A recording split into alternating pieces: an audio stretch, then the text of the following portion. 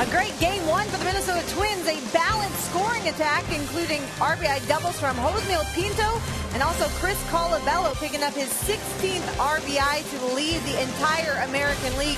He now has 16 on the season, 2 for 3 with a run scored and a ribby in game one. We'll see what he can do for game two. Meanwhile, fans are coming in as the Twins try to take 2 from Toronto to win this series and get over 500 for the very first time this season. On the hill today, Dustin McGowan going for Toronto. Mike Pelfrey looking for his first win of the season. He will go for Ron Gardenhire's club here at Target Field today. Jamie Hirsch and Jack Morris here as we inch closer to first pitch. And, of course, Mike Pelfrey hoping to really pick up right where Kyle Gibson left off. He pitched an absolute gem here earlier today in 8 shutout innings for his 3rd win of the season. It's going to be follow the leader if Mike Pelfrey can go out and do what Gibby did. It's just great to see Kyle be in so much command of his pitches today. Bert talked about his downward plane. You can see that ball, the angle it had. He was able to hit both sides of the plate. And more importantly, he got deep into a game when the Twins had to play a doubleheader. That rested the entire bullpen. Great job for Kyle Gibson. You see some of those pitches and how his command was outstanding today. Well, Jack, you asked the question, can Mike Pelfrey indeed follow the leader? Kyle Gibson set the table. We'll see how Mike Pelfrey follows it up here. When we come back, Dick and Bert with more on what Mike Pelfrey needs to do specifically in order to get that first win of the season and take both games of this doubleheader.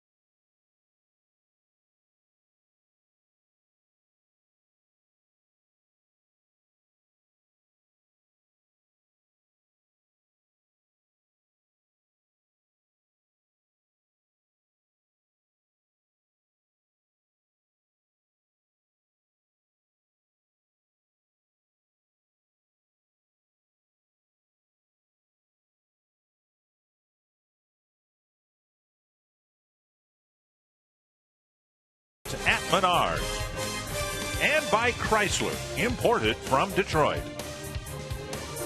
This afternoon, the Twins got a well-pitched ball game from right-hander Kyle Gibson. Tonight, they hope to get the same from right-hander Mike Pelfrey. The Twins back to the 500 mark, hoping to get above the 500 mark for the first time. They'll take their swings against right-hander Dustin McGowan of the Jays. And good Thursday evening to you. Actually, is it Thursday or Wednesday? We were supposed to play this game last night. Let's play it on Thursday. We'll play it on Thursday, and the Twins hoping to get above the 500 mark with a series win over the Toronto Blue Jays, and Mike Pelfrey can only hope to do as well as Kyle Gibson did this afternoon. Well, you know what? If you pitch the second ball game, you watched the first ball game. Hopefully Mike Pelfrey saw exactly what Kyle Gibson did. And let's take a look at our Mall of America scatter report on Mike Pelfrey. Keep the ball in the ballpark. He's given up 9 runs so far this year. 7 have come off the 4 home runs he's allowed. We showed you the numbers here at Target Field. They need to improve the high earned run average in 16 starts, 2 and 6 here, and pick up the pace.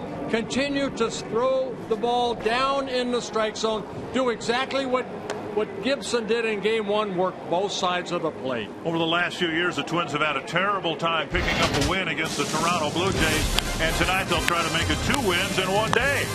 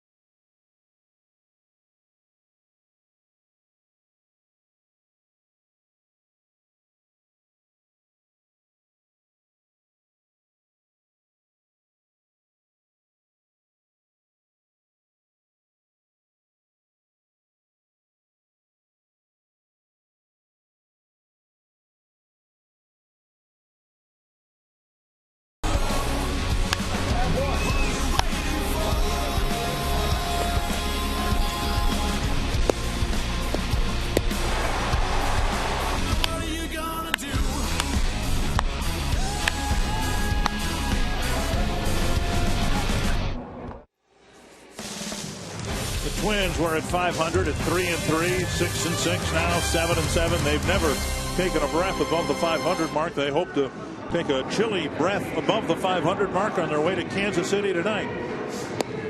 Mike Pelfrey hoping to pitch them there. John Gibbons, in 2 different stints with the Toronto Blue Jays, has put together a pretty successful record against his good friend and fellow minor league teammate Ron Gardenhire. And his Menard's batting order for Game 2. Melky Cabrera leading off. He had a long hitting streak ended this afternoon. Then Colby Rasmus, the designated hitter, Jose Bautista, Edwin Encarnacion, the catcher Deanna Navarro, Brent Loring, Anthony Goes, Ryan Goins, and Jonathan Diaz. And Mike Pelfrey on the mound for the Twins. He was scheduled to start in yesterday's ball game, but pushed back because of the snow out, rain out, whatever you cold out like yesterday. But Mike Pelfrey, week between starts, his job here, making his 3rd start, keep the ball down in the strike zone, keep the pace going, try to keep the ball in the ballpark. Oakland Ford defense for the Twins. Both the Twins and Jays made a couple of errors this afternoon. Kubel in left, Hicks in center. Chris Herman gets a start in right field. Eduardo Nunez making his Twins debut at third base. Eduardo Escobar at short. Brian Dozier at second. Chris Colabello moving in from the outfield to play first base. And Josmil Pinto behind the plate. And an umpire added to the crew. That's the way this works now for umpires when they have to deal with a split doubleheader. Pat Holberg has been with the crew. He has the plate. Tom Hallion at first. The addition is Ryan May, who's at second base. Eric Cooper is at third. And Cabrera takes up and away, ball one. Yeah, Cabrera ended a 14-game hitting streak with an 0 for in game one. And a strike, 1-1.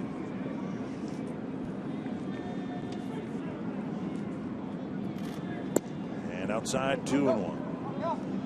Pelfrey making his third career start against the Toronto Blue Jays. 1-1 with a 3.75 ERA. Both starts coming last year. Crack foul, 2-2. He had a really good one in Toronto where he pitched 6 shutout innings, and then Toronto beat him here at Target Field. It's climbed to 42 degrees. It was 31 degrees at the start of game time this afternoon. Mostly clear skies.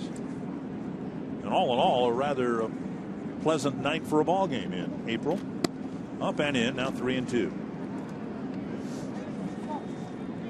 Pelfrey 10 1/3 innings coming into this ball game. 7 walks.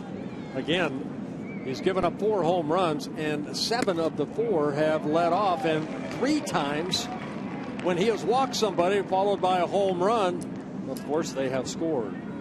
And it's a leadoff walk to Cabrera. Rasmus will hit. And that's what we've seen from Mike Pelfrey up in the strike zone, especially at 6'7". Needs to get to work out front and keep that ball down. If you miss, try to throw right on the other side of home plate if you're constantly up in the zone. Rasmus with a couple of hits as the designated hitter this afternoon, limited to DH duties because of a tight hamstring. Missing inside, ball one. Pelfrey looked like he was ready to start his 2014 season with a gem. First start against the Indians, 5 nearly perfect innings, and then everything fell apart in the 6th. There's a strike, 1-1 in his second start against Oakland. He had a 1-2-3 first inning and then was in trouble the rest of the way.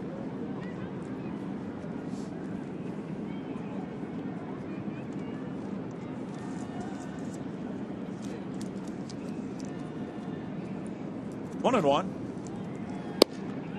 And a called strike. That's a really important pitch for Pelfrey, who, if anything, probably, as you said, tries to pitch inside a little too much. Wow, that's a good fastball right here. Pinto sitting inside. You want to find out early, even though that ball looked like it was inside, what that umpire will give you, what he won't give you. Holberg right there looks like he'll give it inside, but now Pinto sitting away, worked both sides of the plate. 2-2. So Mike Pelfrey has that 4-seam fastball, and what I don't think I've seen enough of is that 2-seam sinking fastball, the kind of the fastball that Gibson threw in game 1 where he can get some ground ball outs. 2-2. And a strikeout on an off-speed pitch. And I think that, too, it's fair to say about Pelfrey, sometimes he gets a little too locked into his fastball and doesn't mix pitches up enough. Yeah, look at the movement on that changeup right there. The downward plane. Outstanding pitch. Well, Pelfrey picking up a strikeout. A walk, a strikeout, now Bautista.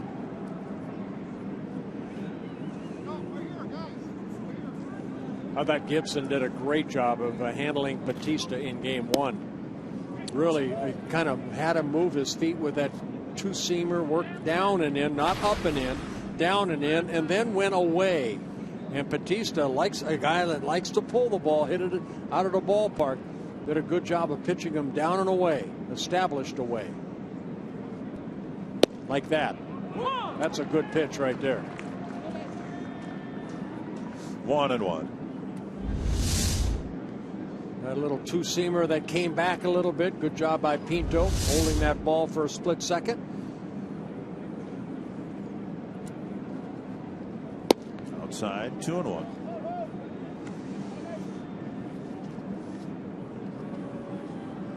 Batista in his 7th season with the Toronto Blue Jays. Career .254 hitter coming into this season, but a lot of power. Breaking ball off the plate, 3-1. So far for Pelfrey, 15 pitches, just 6 strikes. Now, this is a point where we're talking about Gibson in game 1. Work away, because you know Batista's looking dead red. Throw it to me middle in so I can hit the heck out of it. And a half-hearted swing and a tapper foul. 3-2. The runner, Cabrera, has pretty good speed at first. As a pitcher, sometimes when a hitter gets on top of the plate like Batista is, he's telling me 2 things. He's having trouble with the ball away, or he's daring me to come in because I'm going to open up quickly and hammer it. Cabrera goes. Foul tip, and Pinto can't quite hang on. Cabrera has a couple of steals in 2 tries. Jays don't run too much. They have 6 stolen bases. They've been caught a couple times. Suzuki threw out a runner this afternoon trying to steal. Another 3-2 coming. Cabrera goes again, and it's ball 4. There are walks and a strikeout. And the Jays have a threat here with Encarnacion coming to the plate and 2 men on. I don't know if he was shivering to shake off the cold or shuddering at the sight of 2 first-inning walks. Encarnacion off to a slow start. The Twins hope to keep it that way for another 3 hours. Not close. Ball 1.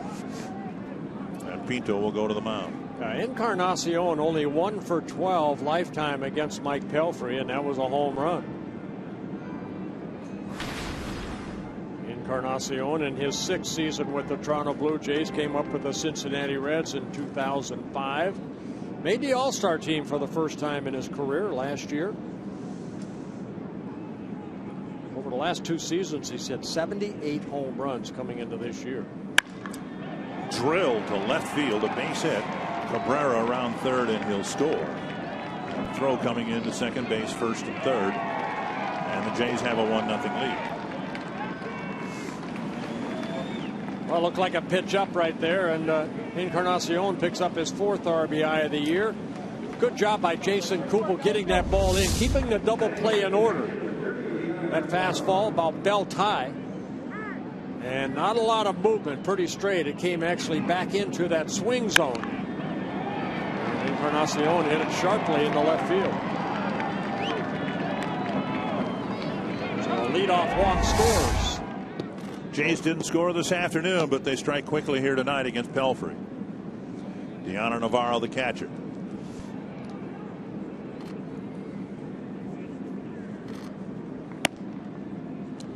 Well, that looked like it had the plate, but it wasn't near Pinto's target. Ball 1.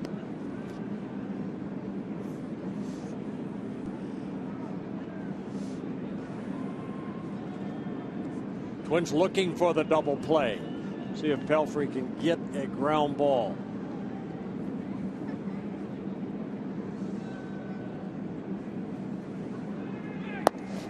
And he's falling behind everybody.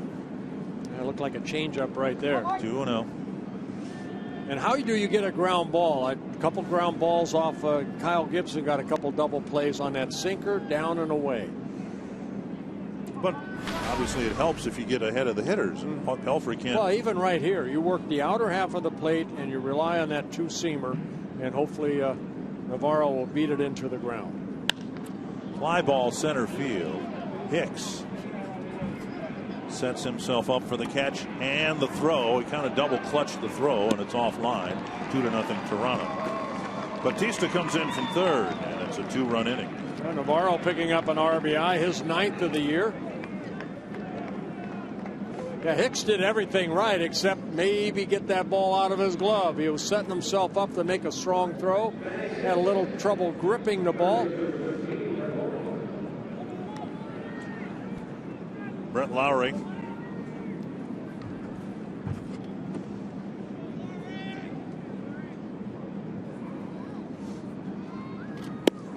Outside, ball one.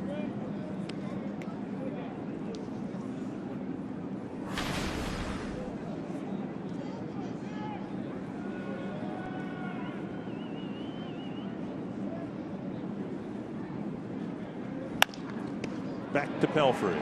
Quickly to Colabello when the inning ends. 2 walks in the inning. They both come around to score. It's 2-0.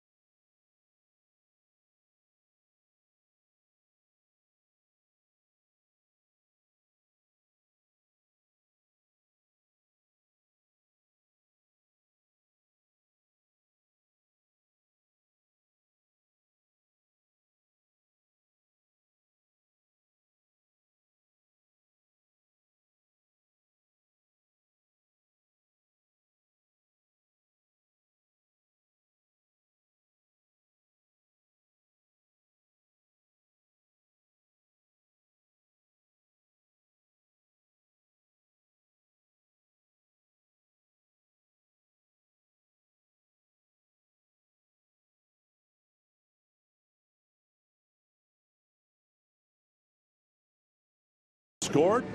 See what they can get done here in the bottom of the first with this Menard's batting order. When sending out Brian Dozier in the leadoff spot, he'll be followed by the designated hitter Joe Mauer, Chris Colabello, Jason Kubel, Josmil Pinto, Chris Herman, Eduardo Nunez, Aaron Hicks, and Eduardo Escobar. And for the first time since 2008, it'll be Dustin McGowan making a start against the Twins. He started, this is his 3rd start. He had a poor outing in his debut this year against the Yankees, but last outing in Baltimore, he pitched 6 shutout innings and ended up beating the Baltimore Orioles 2-0. And Dozier takes up high, ball one. Twins had a promising start to the first inning against R.A. Dickey today. Dozier grinded out a plate appearance and drew a walk. Mauer walked. The Twins looked like they were in business, but Dickey got out of that jam. There's a drive to left field, deep down the line, chased by Cabrera. That ball is gone. A home run. Number 5 for Brian Dozier, and his 3rd leadoff home run in this homestand. 6th time in his career already, Brian Dozier has led off the Twins offense with a home run. First home run that McGowan has allowed. That fastball about bell tie. And Dozier opening up quickly, hitting it right down that left field line. And it's a 2-1 ball game. And now Mauer takes a strike on the outside corner.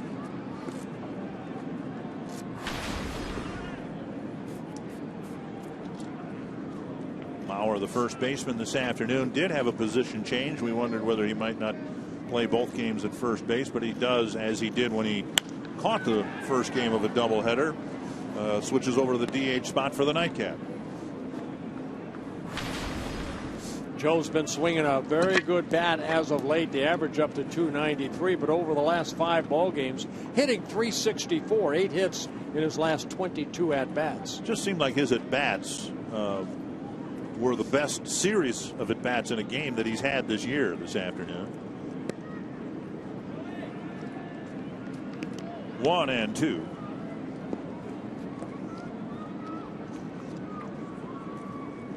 Lauer a couple hits, scored a couple of runs, walked, bounced out twice.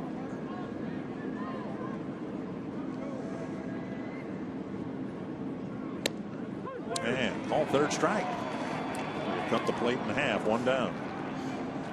Northland Ford defense for the Blue Jays, and they committed a couple of errors this afternoon as well. Cabrera goes and Bautista in the outfield. Lowry, Diaz, Goins, Encarnacion the infielders, and Deanna Navarro behind the plate. Chris Colabello moving up to the third spot in the batting order with Trevor Plouffe out of the lineup. Plouffe getting his first game off in the second game of this split doubleheader. Tapper in front of Lowry. 2 down. That will bring up Jason Kubel. Well, McGowan with a fastball, a 93-mile-an-hour fastball, struck out Joe Mauer. Slider. He's been working on his curveball. You know, he's missed a lot of time at the major league level. He missed all of 2009 and 2010 due to a couple of right shoulder surgeries. And then a couple years ago, he missed all of 2012 with plantar fasciitis. Shannon Stewart, remember? Toronto Blue Jay had that problem. Albert Pujols had parts of his last 2 years diminished because of that. I guess his feet are feeling fine. He's swinging the bat now like the Pujols of old. 1-0 to Kubel. Swing and a miss. 1-1. Twins with just 6 wins out of the last 27 games between Minnesota and Toronto. The 6th coming this afternoon. Almost seems greedy, doesn't it? I guess it's okay in this case to be greedy. Twins trying to beat the Blue Jays twice in one day when that's usually about a season's worth. 2-1 to the Twins left fielder. Swing and a foul. 2-2.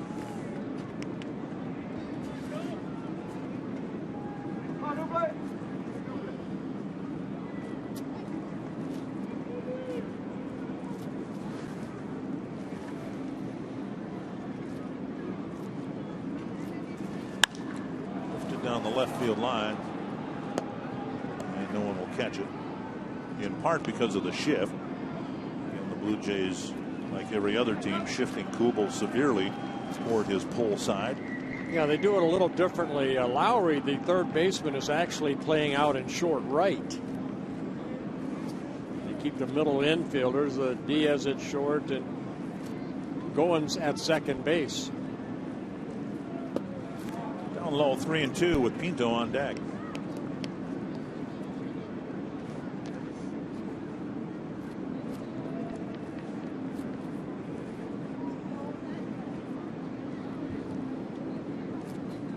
And Kubel takes a walk.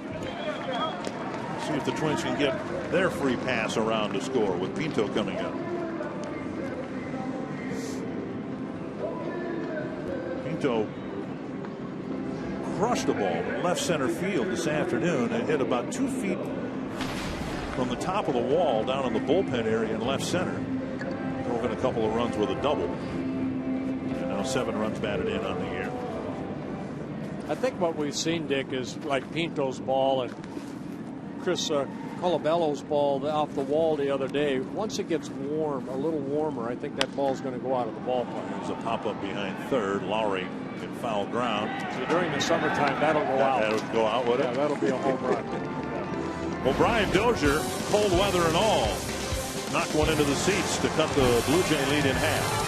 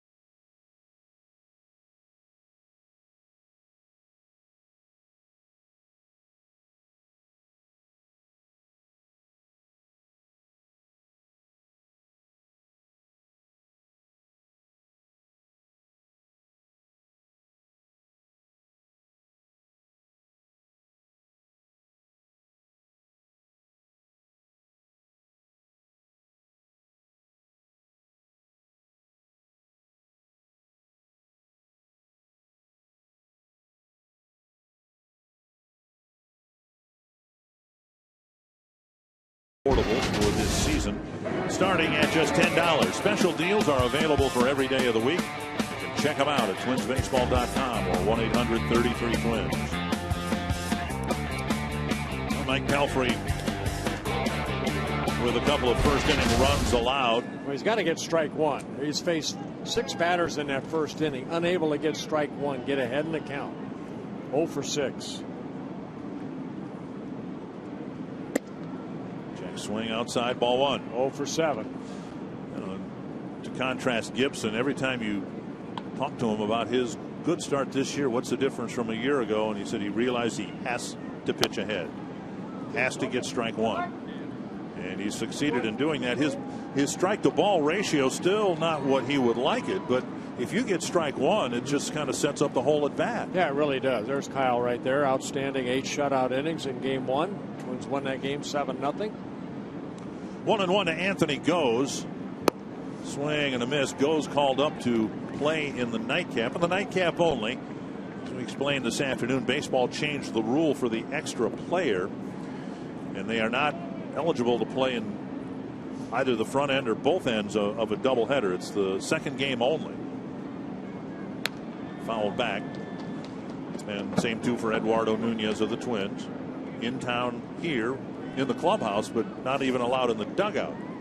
Yeah, Goes getting called up from AAA, where they said he was swinging a bat very well in his 3rd season up and down with the Blue Jays. Changeup just missed the outside corner. 2-2. Goes just 23 years old, out of Paramount, California, with the Bellflower High School. Last year hit .259 in 52 games.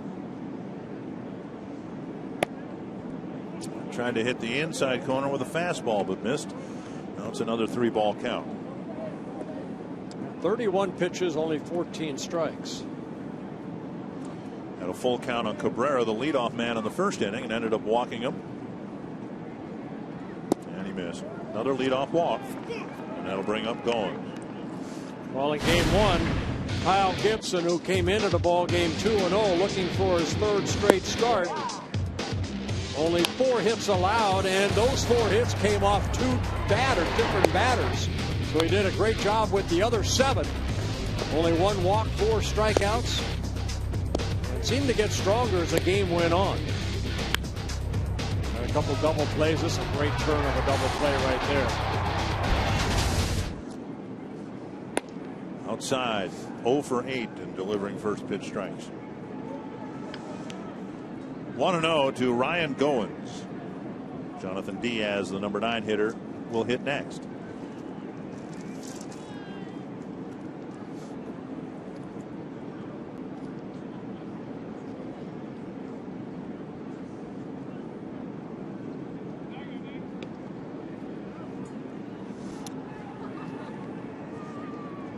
And the Jays don't do a whole lot of running, but in walking both Cabrera and Goes, Pelfrey's walked people who can steal a base. Yeah, Goes 4 stolen bases last year in 7 attempts. Pretty good lead. And there he goes. Yeah, great. And Pinto's throw, not in time. He had a great jump. A big lead and a great jump. No chance for Pinto to throw him out. Pinto has an outstanding arm, but Goes, he's kind of creeping. Look at him go over. Then as soon as that movement was toward home plate by Pelfrey, Goes slides in safely.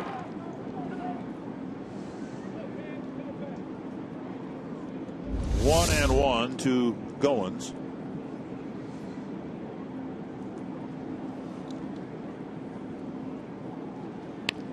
And a bunt to third. Excellent bunt. Nunez with the play to Colabello, and on the play goes to third base. That's exactly what you like right there, out of the lower part of the lineup, being able to do exactly what Goins did right there, and that's the advance. Goes from second to third by bringing in the third baseman Nunez. Now you set up Diaz, but Diaz has 23 at bats this year and 8 strikeouts. So Pelfrey, with the infield in, has a strikeout prone batter. See if he can get ahead of him and maybe get the punch out that he needs here.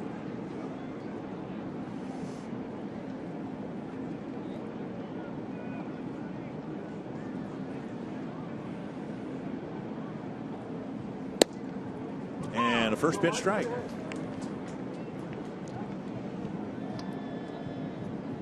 He is in his first season with the Toronto Blue Jays. Last year was with the Boston Red Sox. Played in only 5 ball games, but went 0 for 4. Utility type player. Oh, got him. So he hits the number 9 batter. First and third, 1 away.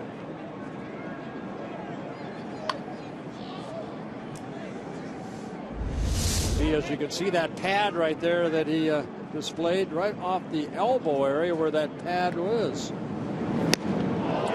Good thing he wore.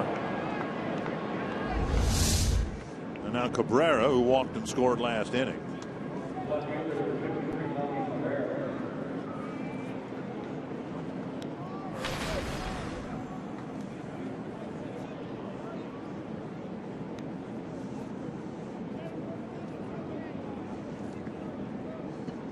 Pitching to the bottom of the order.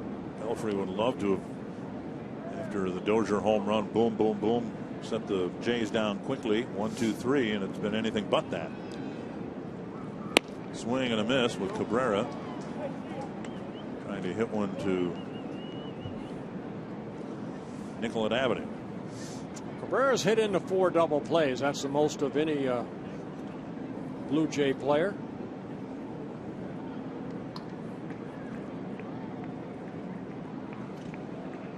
Can he make it 5?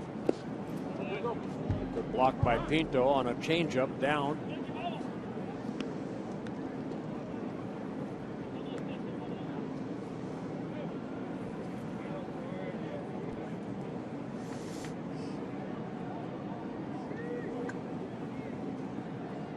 One and one to Melky Cabrera.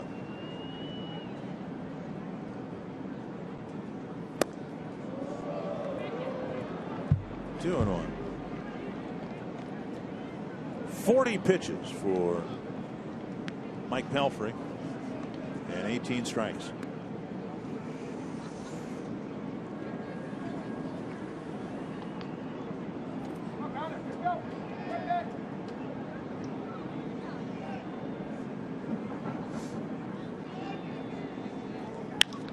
Driven foul, and it's 2-2. Now, we showed you in the open Mike Pelfrey making his 17th career start here at Target Field, just 2-7 with an ERA over 6.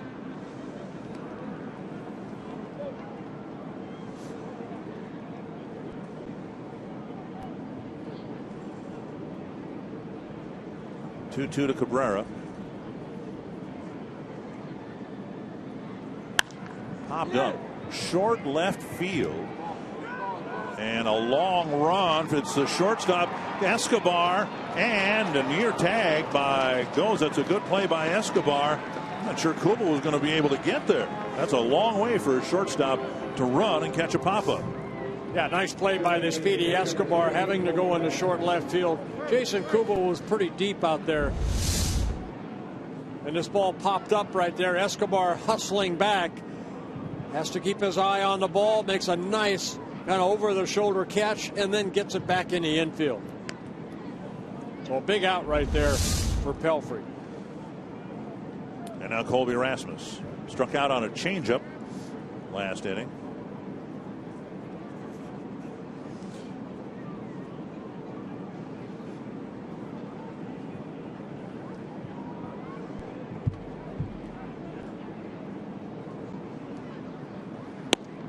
Strike over the inside corner.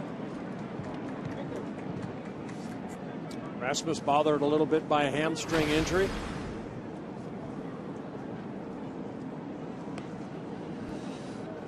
He got 2 of the 4 hits off of Kyle Gibson in game 1. The other 2 off Josh Tolley. Ended up getting a couple singles. All singles off of Gibson.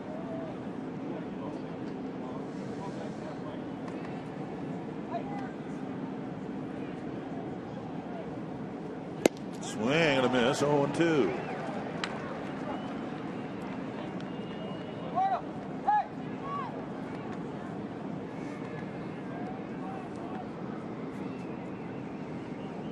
Half his pitches now are strikes.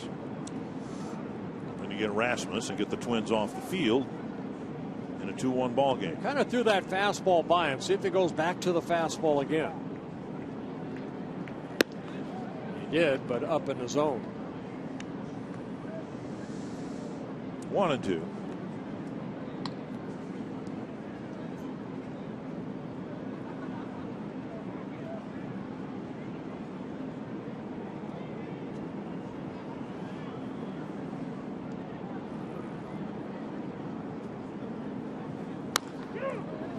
Foul. Still 1-2.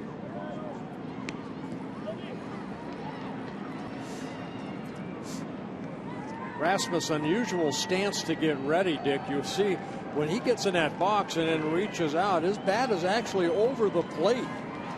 Straight up and down. Yeah. Watch where the bat is when he gets ready to extend those arms. Look at that, about the middle of the plate.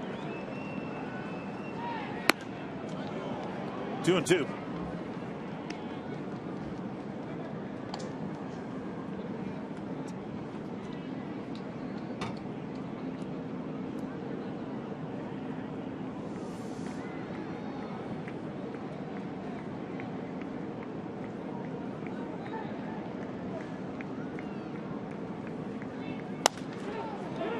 Colabello had the ball find his glove, and this time Pelfrey's able to pitch around his wildness. It's still 2-1.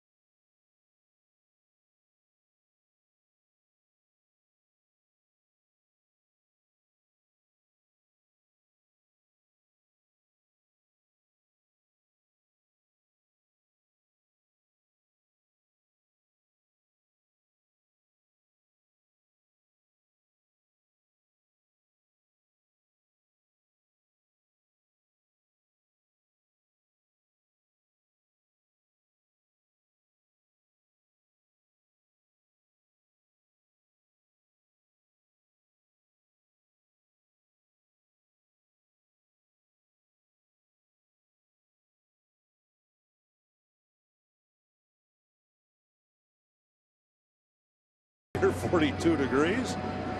2-1 lead for the Jays. And our CarSoup.com trivia question tonight: when was the last time the Twins swept a split doubleheader here at Target Field? I'm guessing it's sometime in the last 4 years. That is a good guess. Herman, Nunez, and Hicks to face McGowan in the second. First pitch. It's a second one pitch out that McGowan has had. He got Colabello. And I think Pinto on the first pitch as well, didn't he? Yes. So that's 3 one-pitch outs. Yeah, 16 pitches, 10 strikes for McGowan. Twins acquired Eduardo Nunez from the Yankees, gave up a minor league pitcher to get him. And Nunez telling the media before the game today he's already been told he's going back to Rochester, barring an injury to an infielder. Nunez, of course, coming over from the New York Yankees. Down in Rochester, he played in 6 ball games, a couple at third, couple at short, in the outfield. Hit .318, hit a home run in Rochester, drove in 3 runs. A career .267 hitter They wanted to send Nunez to Rochester and get him as many at bats as they could right away after acquiring him 1-1. But they've had a problem in Rochester with the weather too. They've had 5 postponements at Rochester, and so it's been a tough time on the pitching staff, to be sure, but also players like Nunez. They wanted to run him out there and get 4 or 5 at bats every game to prepare him for his eventual call up. And he hit well in limited duty because everybody's had limited duty there. 3-1 with Hicks on deck.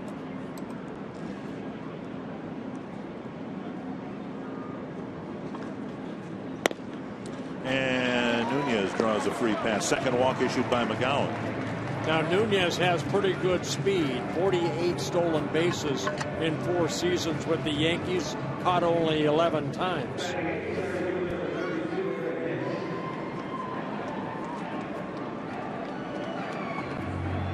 Hicks has had a bit of a disappointing homestand here. Hitless this afternoon. Hoping to get maybe his biggest hit of the year right here.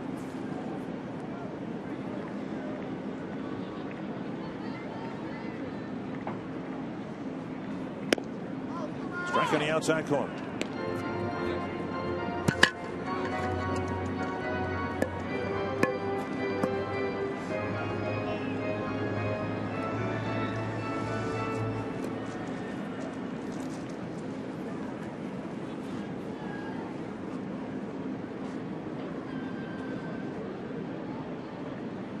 Outside. This afternoon we talked about with Mauer at the plate, a runner taking off from first, but you sometimes are hesitant to do that with a left-handed batter because you want to open up the right side of the infield. It's probably more applicable to Hicks than to Mauer. Aaron pulls the ball quite a bit from this side of the plate. 1-1.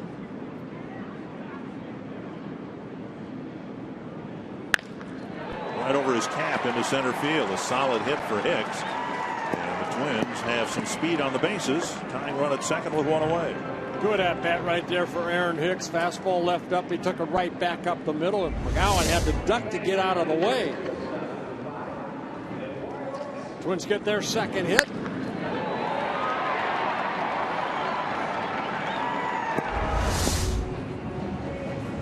That'll bring up Escobar. 2 for 6 as a left-handed batter. Getting the start at short for Pedro Florimon.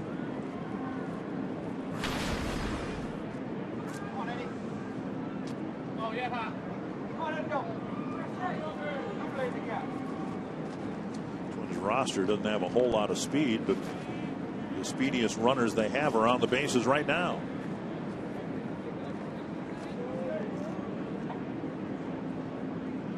Escobar takes strike 1.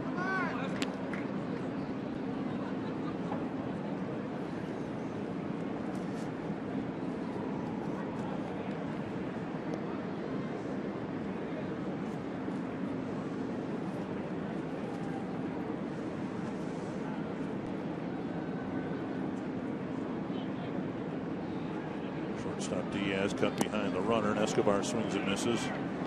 0-2.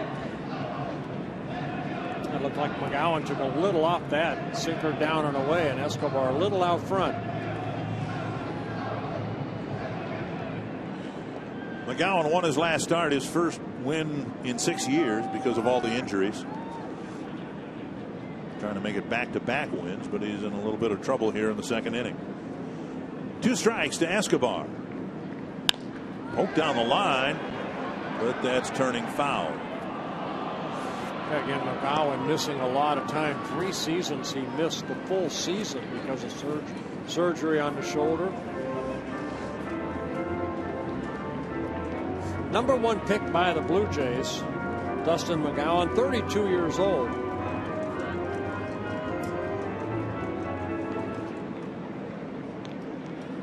Number 1 pick back in 2000.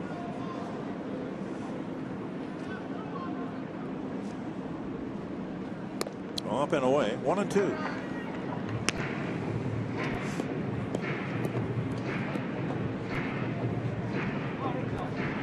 McGowan making his 63rd major league start. He has 21 major league wins, 25 losses.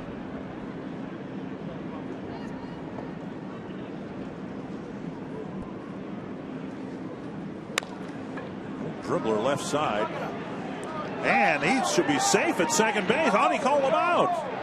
That might be a replay right there. I think Gardy kind of went back to look at it. That's right. You cannot review that. You can come out and ask. Goins was, I don't think, anywhere near the bag when he took possession of the ball. Watch the flip here. Goins did not have his foot on the bag when he caught the ball. Now the rule is they're supposed to rule on that more closely than they have. If the throw pulls the runner off the bag, then there'll be they'll call the rule more directly or more strictly. But in this instance, they didn't feel that the throw from Diaz resulted in Goins coming off the bag. So out number 2, first and third. And Dozier threatened to bunt with the bases loaded earlier in his homestand. Judgment portion of the neighborhood play isn't eligible for video review. Again, if Diaz's throw had contributed to Goins coming off the bag, well, then it's a different matter. 1 strike in the umpire's mind. Still not reviewable. Outside, and it's 1-1. Earlier in a homestand, Dozier with the bases loaded on his own tried to bunt and get a run in from third base.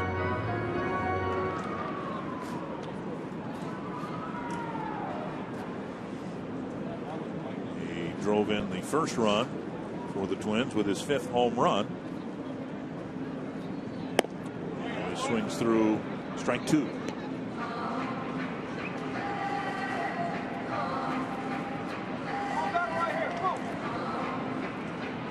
Varro giving signs in front of the plate in the event Escobar takes off from first.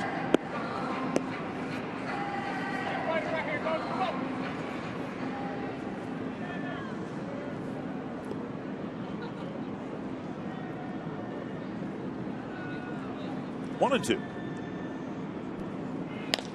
High fly to left field, and over is Cabrera to end the inning. Twin strand runners on the corners. It's still 2-1.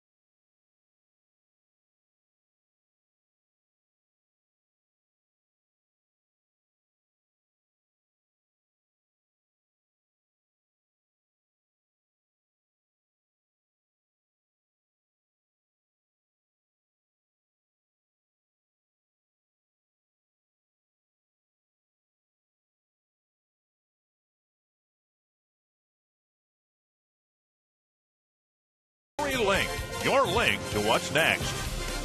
By Northland Ford.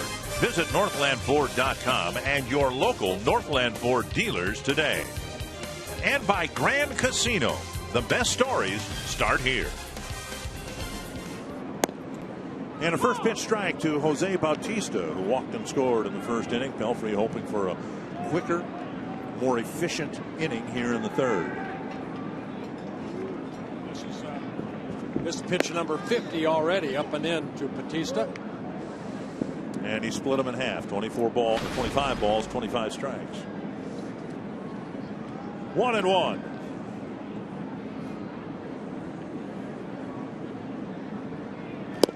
Check swing. No, 2-1. Bautista tied for the league lead in home runs with Mike Trout and Brian Dozier.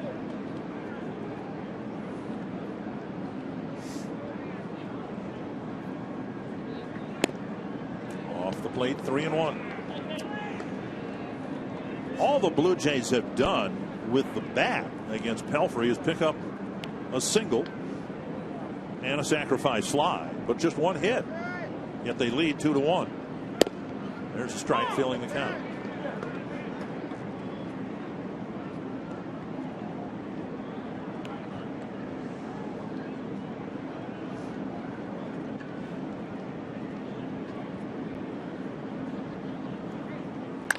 Popped up right field. Herman waits for the catch. One away. And will get us to Encarnacion, but before his at bat, Saturday MLB on Fox Sports 1 is back with a doubleheader. The aforementioned Mike Trout and the Angels taking on reigning AL MVP Miguel Cabrera and the Tigers. And the Diamondbacks square off against Yasiel Puig and the Dodgers. The action starts at 11:30 Central on Fox Sports 1, streaming live on Fox Sports Go. And what about the Diamondbacks? My goodness. Up and in to Encarnacion. The Diamondbacks 4-14. Yeah, not off to a good start, are they? 7.5 games behind the Giants beginning play today. Top to bottom in the American League Central, there's a spread of 1 game. Before the Tigers won their game with Cleveland this afternoon, the Twins could have moved into first place or a first place tie if they were to complete a doubleheader sweep here. As it is, all they can do is get above the 500 mark for the first time this year. A road trip consisting of 3 in Kansas City and then 3 in St. Petersburg. 2-1 to Encarnacion.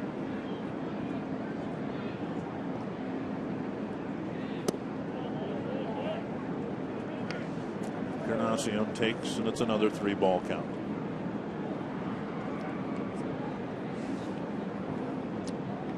Navarro on deck.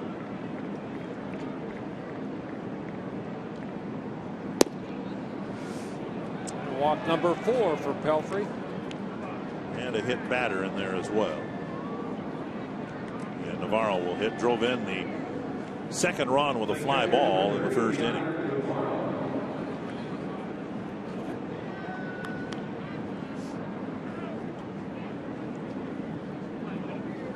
That's 11 walks now for Pelfrey in 12 1/3 innings.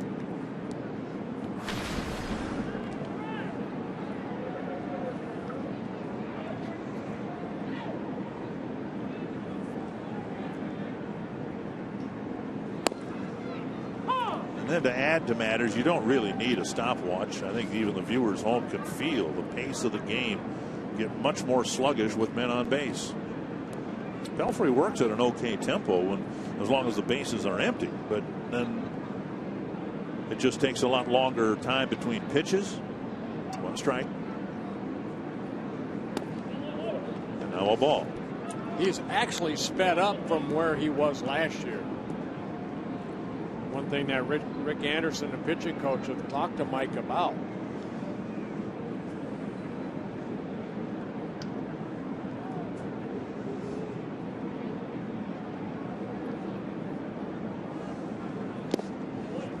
Two and 1.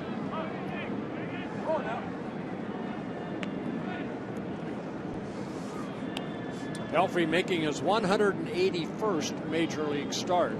He has 55 wins, 69 losses, 4 complete games, no career shutout.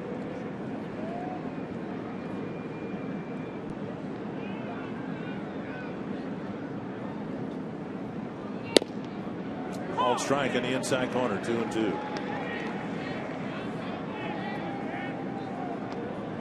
Well, Navarro isn't helping in this at bat because between every pitch, he's getting out of the box and taking a lot of time between pitches.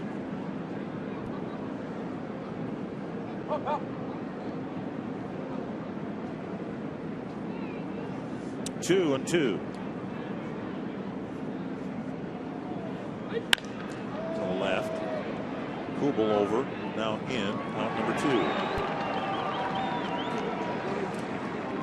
He's had a lot of outs in the air, and Pelfrey is good. We've seen him pitch good ball games, and even in his first start, first 5 innings, he gets with that sinker a lot of ground ball outs. He's getting a lot of fly ball outs here tonight. Here's Lowry. Ended the first inning with a comebacker to Pelfrey.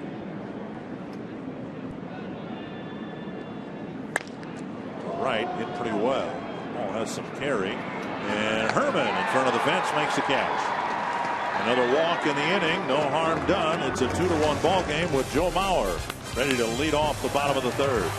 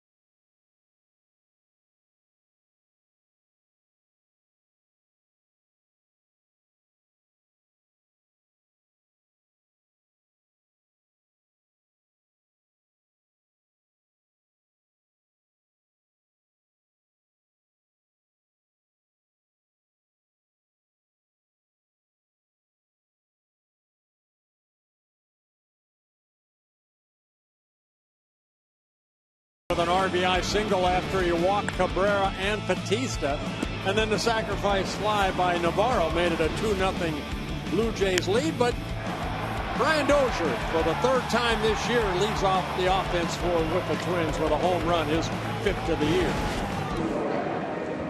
Dozier, final out of the 2nd inning. That means Joe Mauer will lead off the 3rd. Mauer called out on strikes, followed by Colabello and Kubel. For his part, McGowan's had some control issues, a walk in each of the first 2 innings. Missing low, ball 1.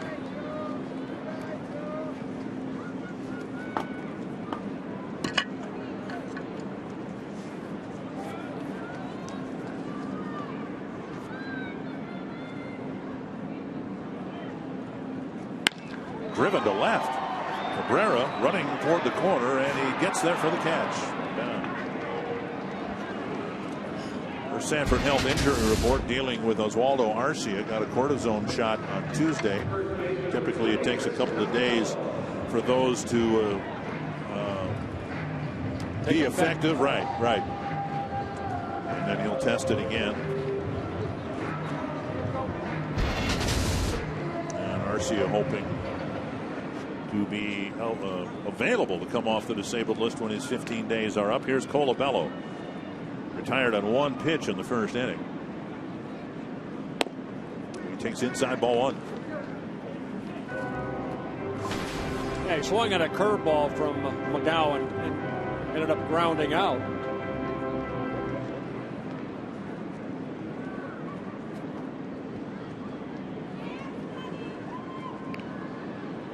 Inside 2-0.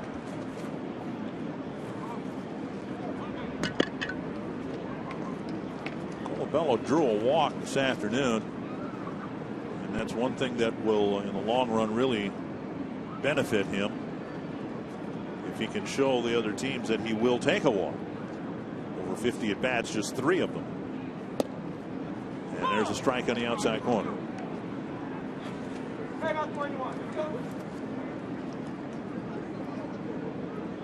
17 hits for Colabello, 7 doubles and 1 home run. So a lot of his hits, extra base hits.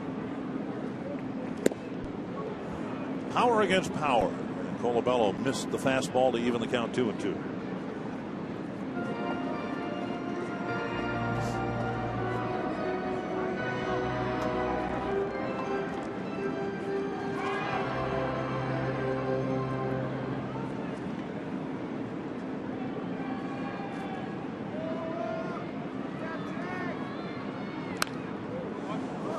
Colabello going over the middle of the plate, fouled it to the screen.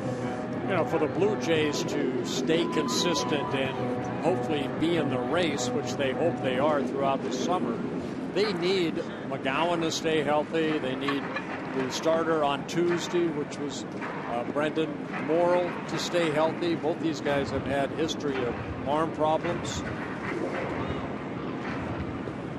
Of course, they have, you know, R.A. Dickey, who started game 1. He worked 200-plus innings last year. Mark Burley, who we've not seen. This guy's been a workhorse over his whole career.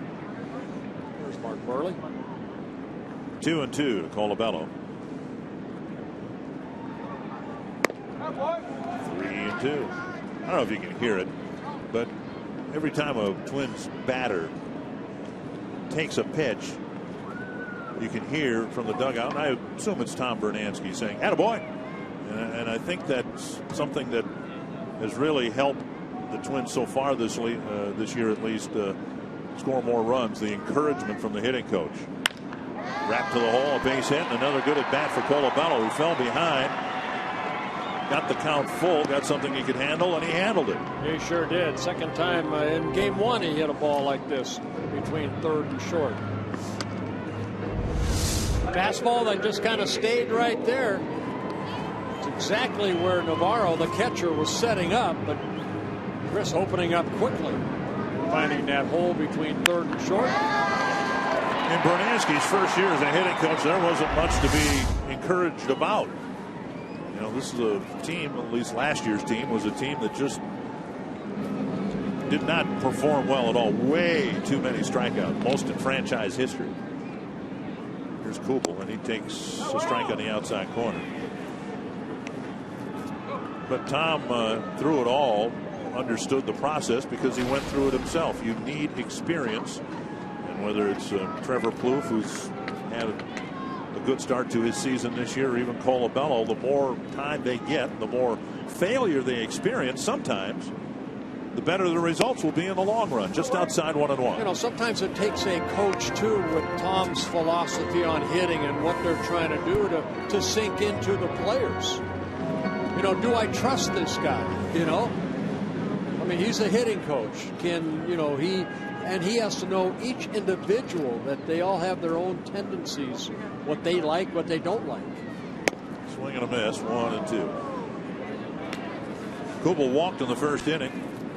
Twins have hit a couple of balls hard here against McGowan. You know, sometimes we don't, and I know sometimes we do. We don't let the fans don't know how much time coaches put into somebody's hopefully success.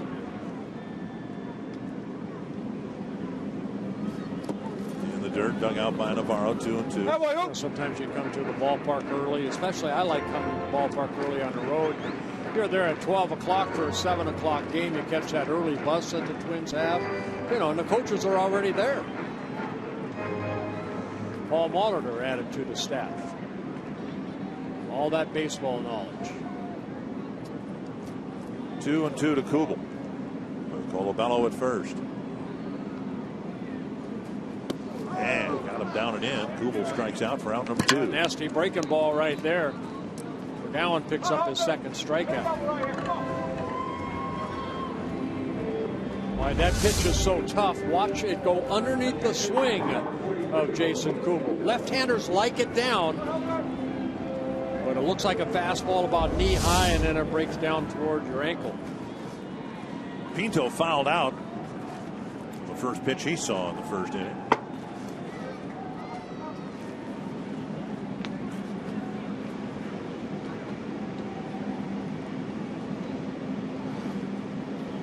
Ball's up. Strike one. We haven't seen much of Anthony Goes, but based on where he's positioned, I hope he can go back on a ball, because he's playing very shallow for someone of Pinto's power. Swing and a miss, 2 strikes. First game, Pinto hit one off the top of the fence in left center field. I remember Kenny Lofton would play shallow, but boy, he could just, I mean, he had that cat-like instincts out in center field. He could go back with the best of them. 0-2 to Pinto.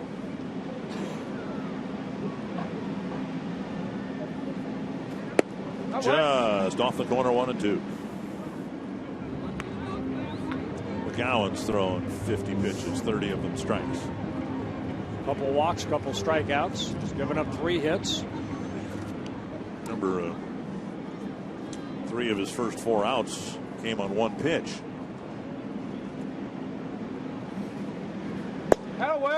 And a delayed steal. Colabello is out by a mile. What happened there? Colabello took off on a delayed steal, and he's thrown out at second base. To the 4th, it's 2-1.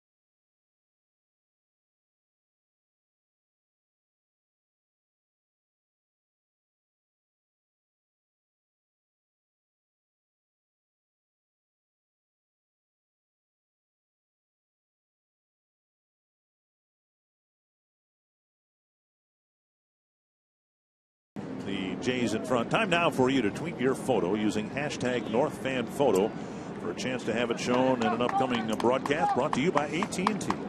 Anthony Goes will lead off the 4th inning against Mike Pelfrey, who's walked at least 1 in every inning. That hits the inside corner. Now Pelfrey knows it. You just can't walk people and expect to win. Last night, White Sox lost in 14 innings, and over the course of the 14 innings, they walked 15 guys.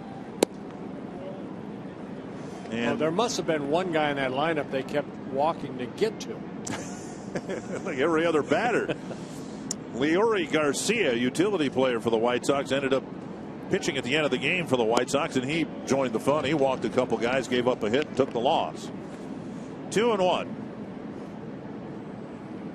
goes Goins and Diaz here in the 4th inning.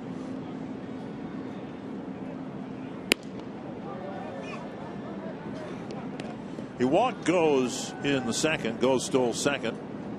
Went to 3rd on a sacrifice. And then Pelfrey made matters worse by hitting the number 9 batter. That's to left center field. Chased by Hicks. And a gliding catch. Got a good jump. And covered an awful lot of ground. You got to see a lot of the Hicks speed right there because that ball just kept drifting away from him. I don't think Jason Kubel was going to be able to catch up to it, but this ball hit in the gap. You see where he's shading him a little bit to left center, but Hicks showing his speed makes a nice running catch. One down, Goins will hit. Drop down a sacrifice to advance Goes from 2nd to 3rd.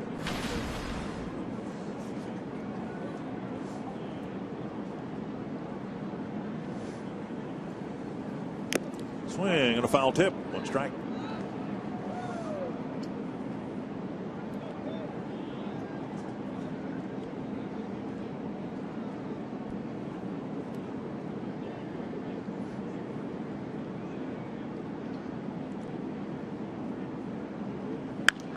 Popped up, a foul ball. Back into the seats. It's the only 0-2 count we've had.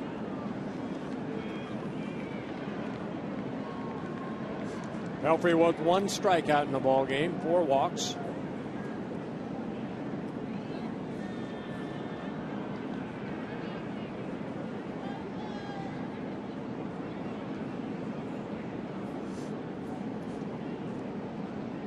Two strikes.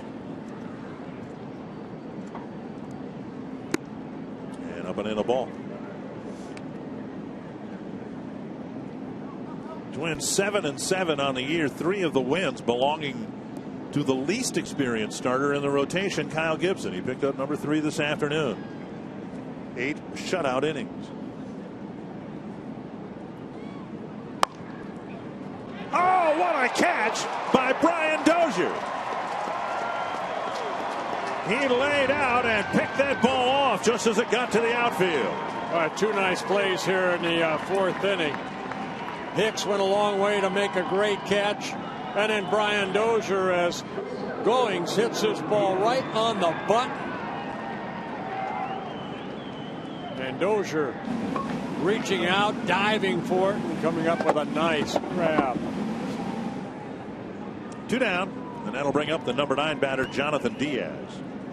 Pelfrey hit him in his first at bat, up high, ball 1. Take another look at Dozier's diving play.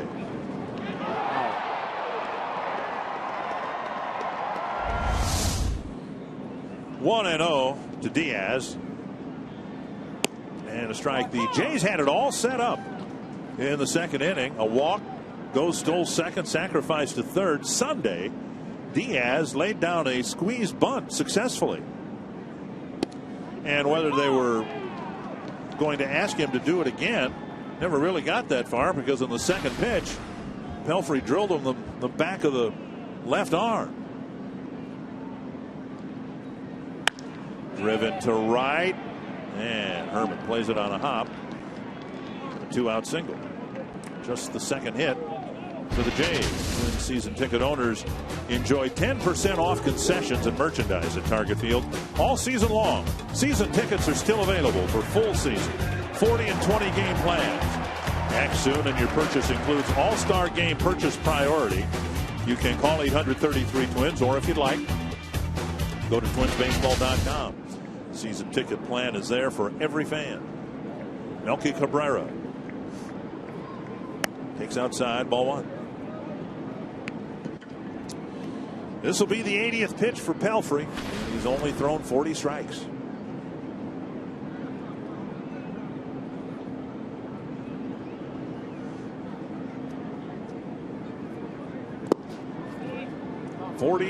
Balls and 40 strikes in 80 pitches.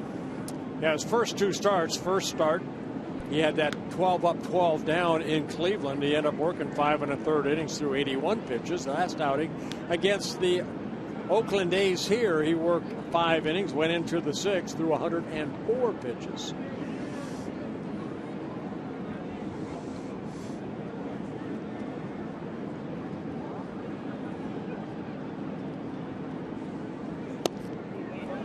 outside corner.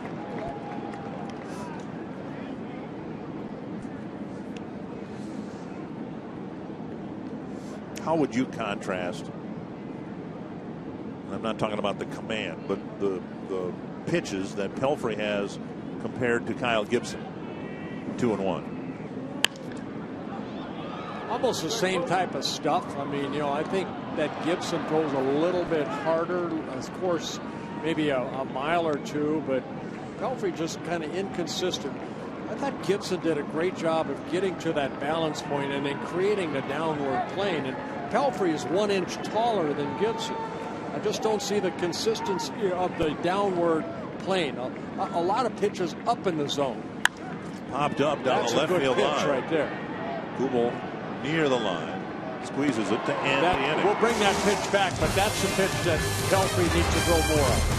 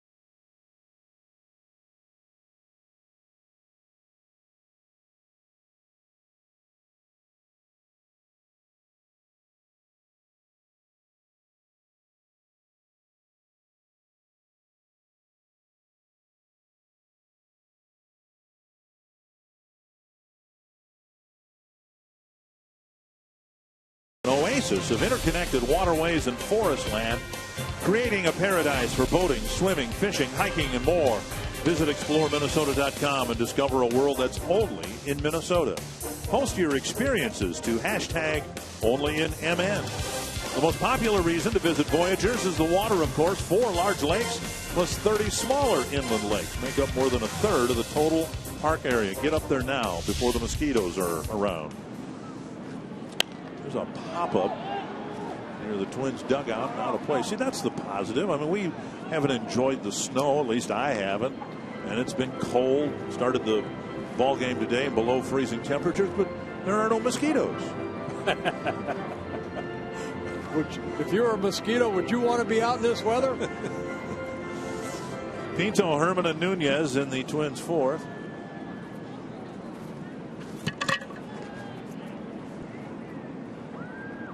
Swing and a miss. 0-2. Good hard slider there, and that's one thing we were talking about Pelfrey and Gibson.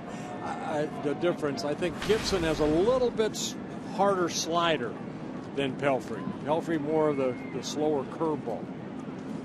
0-2 to the leadoff man in the Twins' 4th. I think Gibson throws it more too. Maybe Gibson has a little more confidence in his breaking pitch than Pelfrey does. Well, sometimes when you're always behind on that hitter, you're going to your second or third pitch where maybe you don't have the confidence, and you get ahead, you can throw it more. Now 2-2. Pinto, the DH this afternoon, and now the catcher.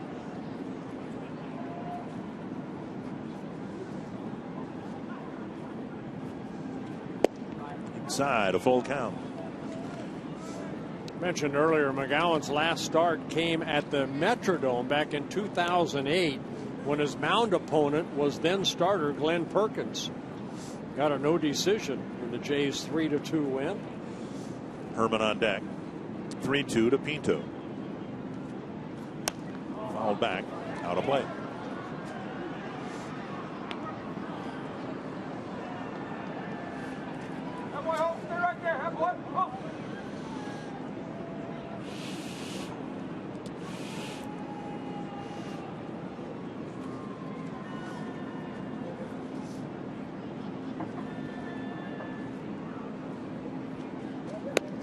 And Pinto takes another walk. We talked about that this afternoon too, with Pinto's ability early on to draw some walks. Let's go back to the end of the top of the fourth. Yeah, this is the pitch to Cabrera. Watch Pelfrey's movement of this pitch right here. That's what you want. Better angle, straight down. You see the movement, and you saw a pretty good hitter in Cabrera. What he did, opened up, ball away, pop up the left field. Herman bounced out to second on the first pitch of the bottom of the second inning.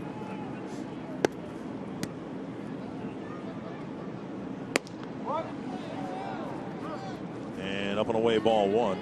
Well, that walk to Pinto, that was the third walk from McGowan.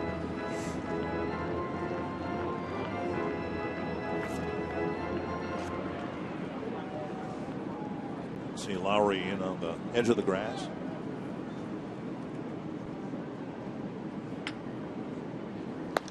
Hit a long way to right. Good hooking foul. Wow, that got out in a hurry. You got the barrel of the bat out quickly.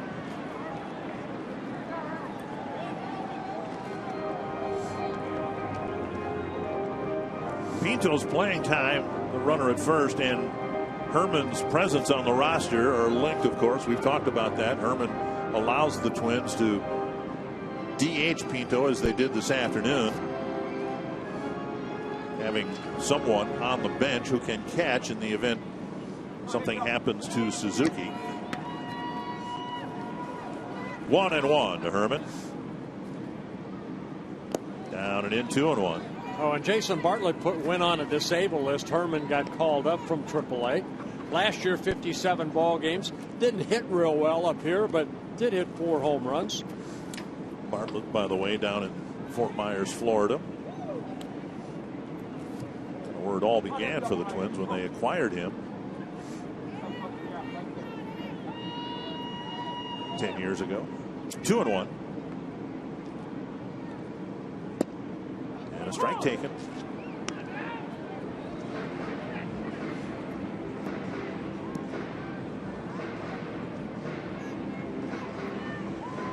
Twins trying to do something with the leadoff walk. Only time they've had a successful leadoff at bat against McGowan. Dozier started the game with a home run. Popped up behind second base. Diaz retreating. 1 down. And that will bring up Nunez. Nunez walked his first time up. Nunez coming to the big league club from Rochester. We mentioned that they're having weather issues. The Red Wings are. They're winning ball games. Most of them. They're really struggling when Scott Diamond is pitching. Scott Diamond is really off to a rough start with his AAA team.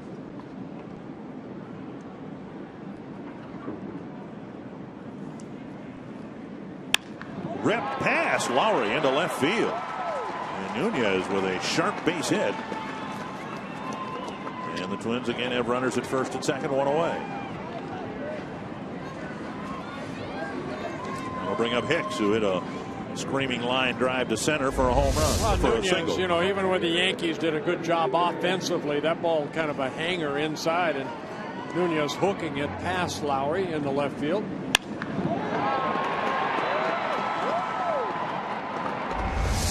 I didn't think a ball could be hit past Lowry at third, but he's got one by him this afternoon. That one rocketed past him, and now here's Hicks. Singled right over the cap of McGowan his first time up. Changeup on the outside corner. Aaron got a 1-1 fastball. 1 ball, 1 strike fastball, and lined it right back up the middle for that hit. Driven in 3 so far this year.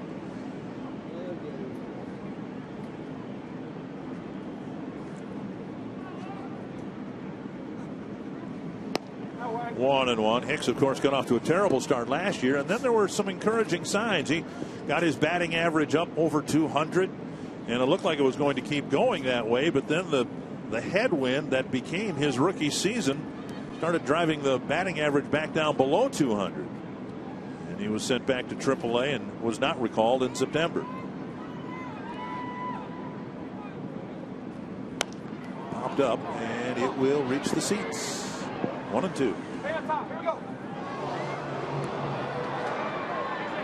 So if you're Hicks, you're hoping to rebound from a slow first couple of weeks. You wouldn't be the only hitter that starts out slowly and then just keep that movement forward and northward with your batting average.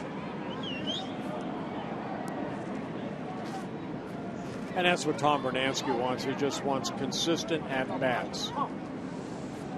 Hicks will have the luxury of doing that out of the 8th spot. That's the only place he's hit during the regular season. 2-2.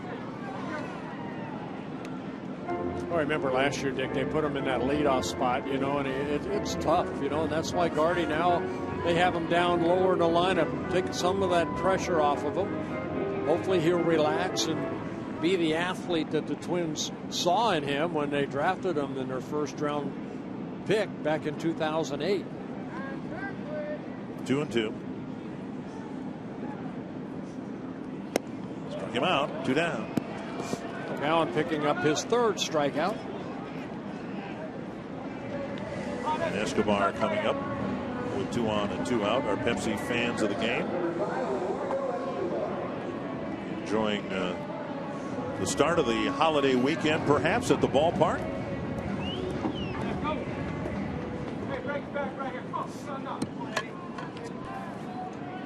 Easter Bunny will have the right idea with that fur. Actually supposed to warm up, I think, by Sunday. 2 on, 2 out. Tying run at second. Swing and a miss. Escobar bounced into a fielder's choice. Diaz to Goins. Back in the 2nd inning.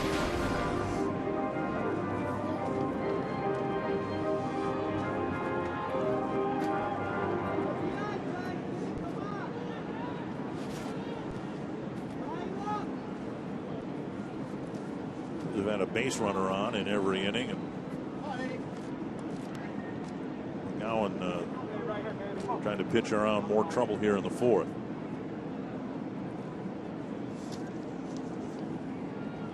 Outside, 1-1.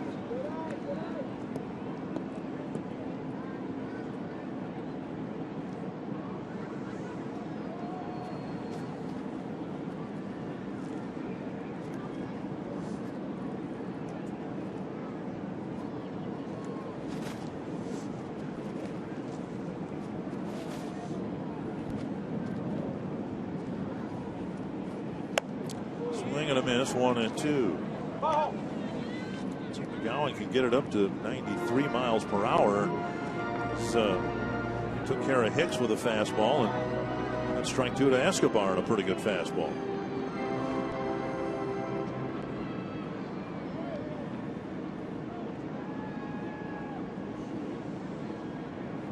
One and 2.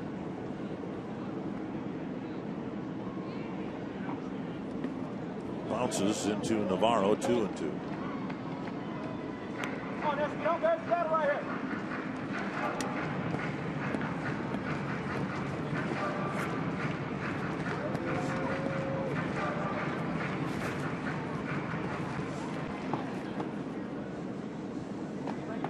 Twins have been playing catch up through the first 4 innings. Escobar has a chance to get them caught up.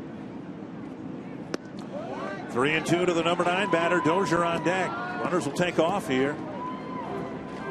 Pinto from second, Nunez from first.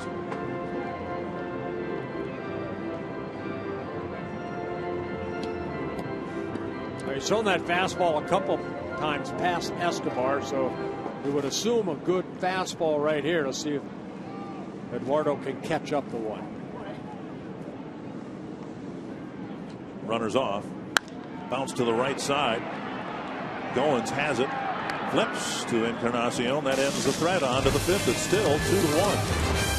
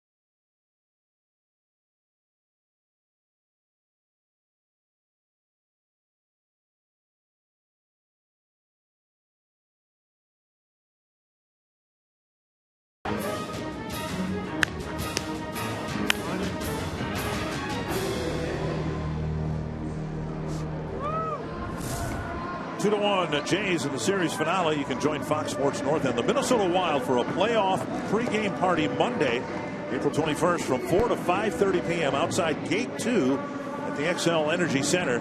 Meet the Fox Sports North girls and NHL alumni. Enjoy live music, interactive games, photo opportunities, and food and beverages. Visit foxsportsnorth.com. Click on the More tab for details. Dick and Bert with you here from Target Field. Colby Rasmus will lead off the fifth against Mike Pelfrey. Pelfrey really erratic in his first couple innings with his control. Now he's getting ahead of more and more hitters. Strike one. He gets a swinging strike on the first pitch to Rasmus. Didn't walk anybody in the fourth.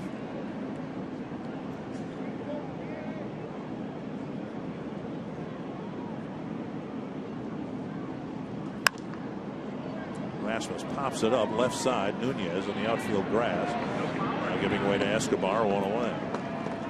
Rasmus reached a milestone Sunday. It is career 100th home run.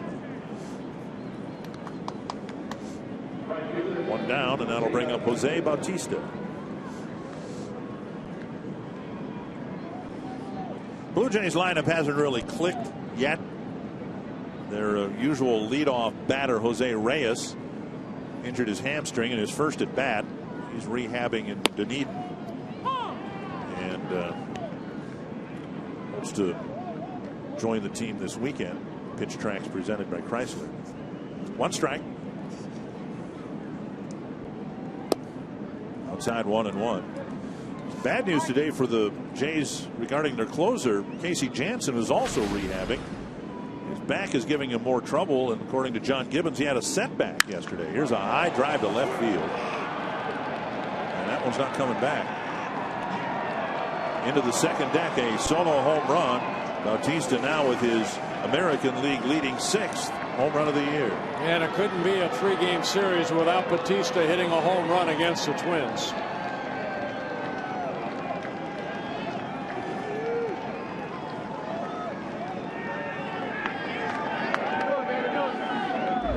Bautista and his power.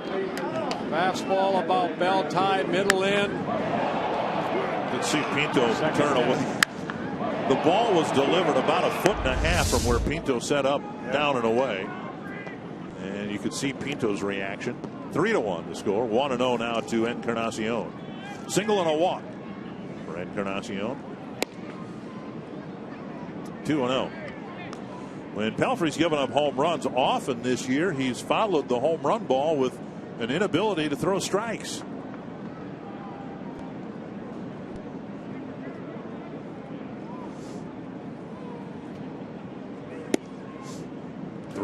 Well, we talked about it, in the previous games about Batista and his love for hitting here at Target Field.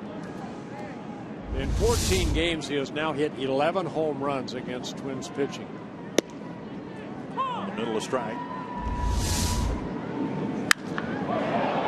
And no doubter going into the second deck.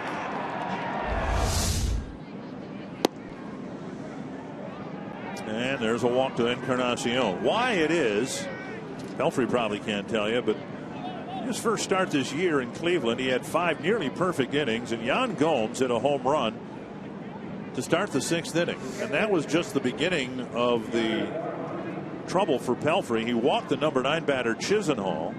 2 batters later gave up a home run to Swisher and then walked the next 2 batters again. And so Batista with a home run in the 5th, and then the almost predictable follow-up walk to Encarnacion. Samuel Doduno getting loose in the bullpen.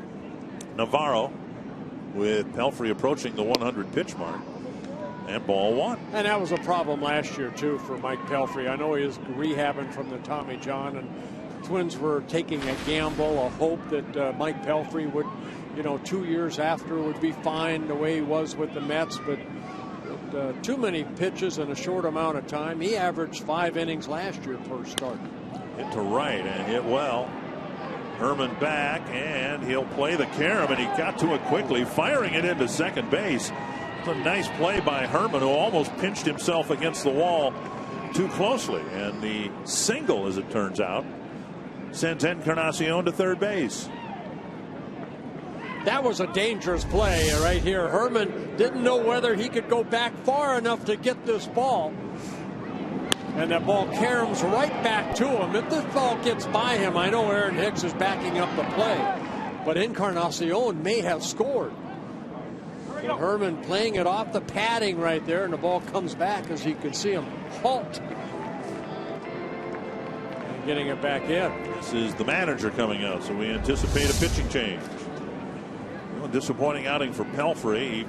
He gave up at least 1 base runner in every inning, control issues, and he will leave in the 5th, having pitched just 4 1/3 innings.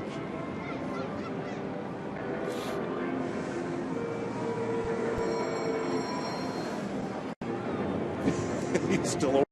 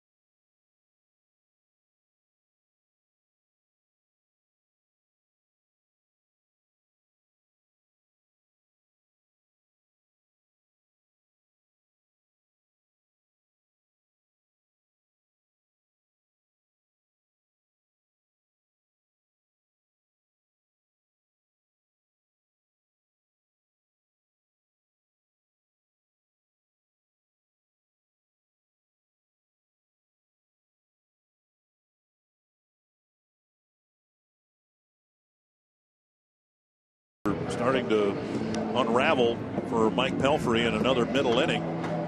brings Samuel DeDuno out of the bullpen. First and third, one out. Yeah, DeDuno making his 5th appearance overall. A couple times he's been asked to be pitching in this situation. A couple starts ago against the Oakland A's. Back on Monday, he worked 3 1/3 innings. Then he came back Thursday and pitched 3 shutout innings.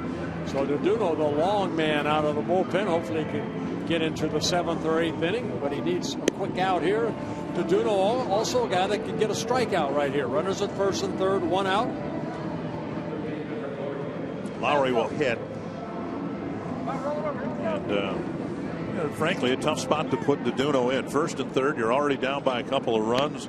Not a whole lot of margin for error here. But as you said, the reason DeDuno was converted to a reliever is because he has strikeout ability. It's whether he can control his stuff. Pinto will be challenged to keep everything around home plate. A foul tip, 1 strike. He has such great movement with his fastball and then that quick curveball. He starts Lowry off with that curveball. His average of strikeout, 9 strikeouts in 9 innings pitched so far. 1 strike to Lowry.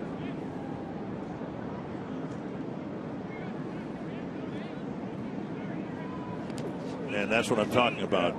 You know, Pinto with a great stop there to keep this a 3-1 ball game. That was a wicked biting curveball in the dirt. Hit the front edge of the plate, it looked like. Great block right there, keeping the runners at first and third. Pinto's still feeling it. Got him maybe on the right bicep. Yeah, biceps that big and you get hit there, it must really hurt. I wouldn't know. I wouldn't know either. 1-1. To short center field. And the ball dropped by Herman. He went into a slide and didn't catch the ball. Not sure where that hit him, but a ball that was in the air long enough to be caught, and instead it drops. It's 4-1. That's an RBI base hit for Lowry. I think Herman started his slide a little bit too early right there. He's sliding. Okay, he's going to time it. And the ball hit his glove and off his glove. And they give him a hit on that.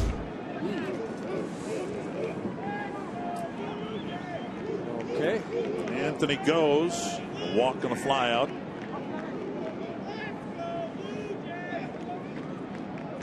That's a ball that should be caught.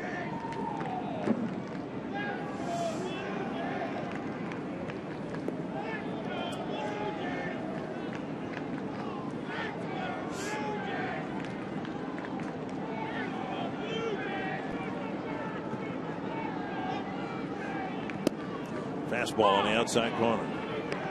Well, Pelfrey walked 5, and 3 of the 5 walks have scored. Jays have that 4-1 lead now.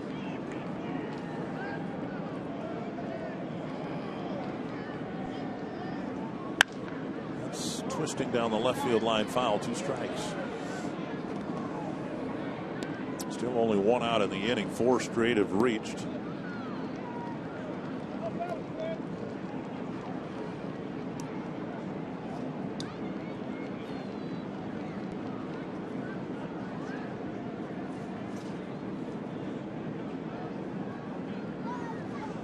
Two strikes. Check swing. 1-2.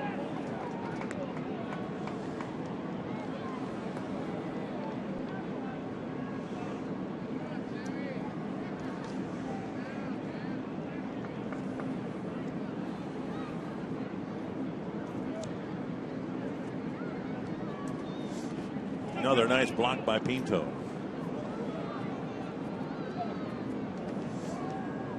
Not sure if DeDuno's a tougher pitcher to hit or catch. Pinto's taken a couple of bruises already this inning.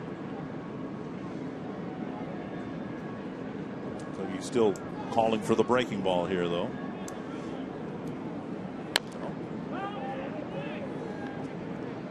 Tapper foul.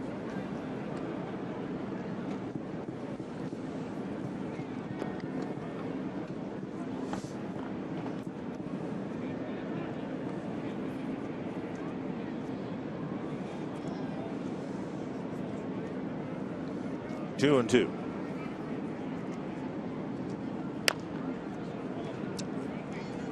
Zo's hit that ball out of Pinto's mitt. 6 strikes for DeDuno.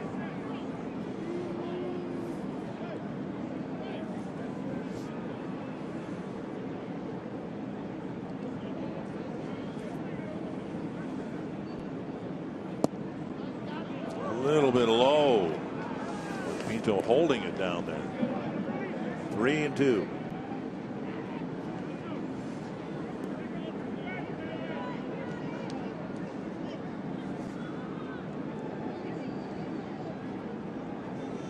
Fastball moves so much, and that's out of the strike zone.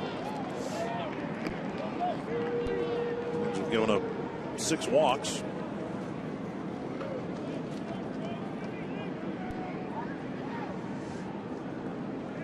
To this inning. First 2 men reach against DeDuno, and now Ryan Goins made a bid for a hit. Dozier with a great catch, laying out, diving to his left.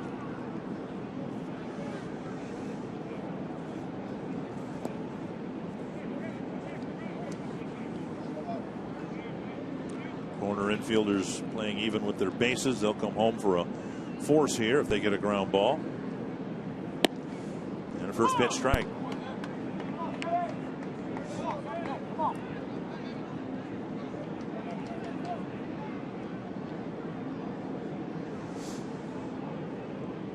Bases loaded. 1 out. Twins need something good to happen here.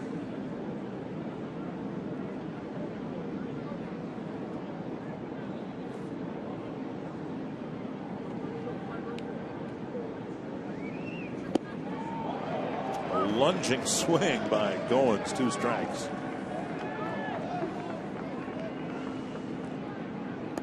Yeah, the way he swung at that curveball, you have to come back with another one. Put it in a good spot, right? I mean, you don't. Goins was thinking that it's winter time. Looks like he's chopping wood. I thought you were going to make a fantasy camp. Don't comparison. try to make it better than that last one. But get it on the other side of home plate, right? That was in front of the plate. That's what he tried to do is make the curveball better than the previous curveball, where Goins just kind of chopped down on it. You've talked over the years about, don't be afraid to throw it in the dirt, but you want it in the dirt on the other side of home plate, right? Yeah, on the other side. 1-2. So Pinto's come up with 3 really good blocks in this. Well, DeDuno hasn't retired a batter yet. Just in the 14 pitches he's thrown, 3 of them have been blocked in the dirt by Pinto.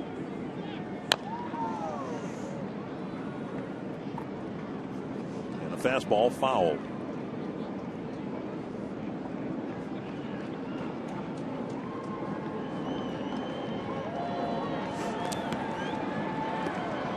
He's hoping for whoever would relieve Pelfrey to pick up the pace and establish a little rhythm, and that's not what's happening here. He's got to go back to the curveball here.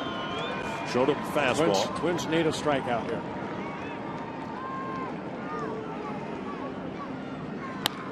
Stroke down the line, foul. He left that curveball up. Nice catch by the fan. Right in that corner down the right field line. R.A. Dickey out of uniform, and he's sitting down the right field line. And he turned left-handed. Yeah.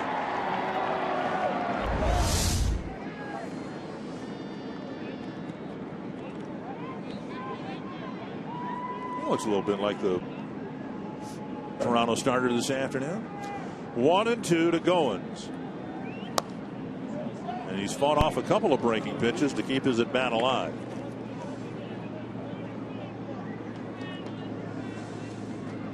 "17 pitches for DeDuno, and he's yet to record an out.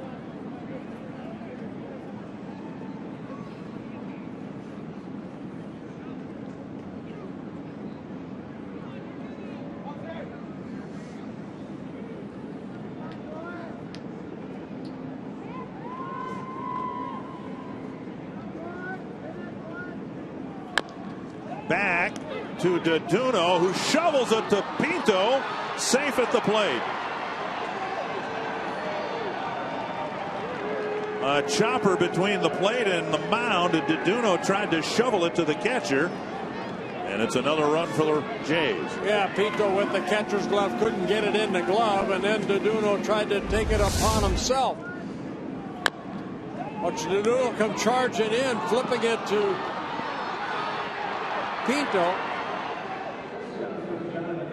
And then that ball kind of hopped on Pinto. And all hands safe.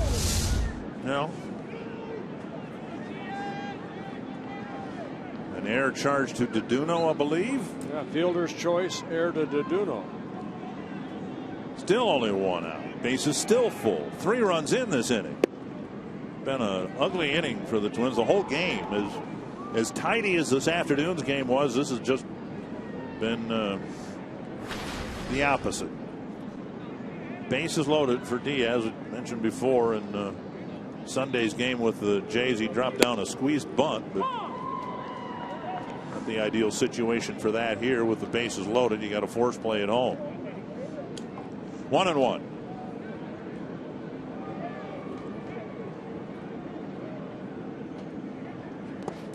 Another block by Pinto.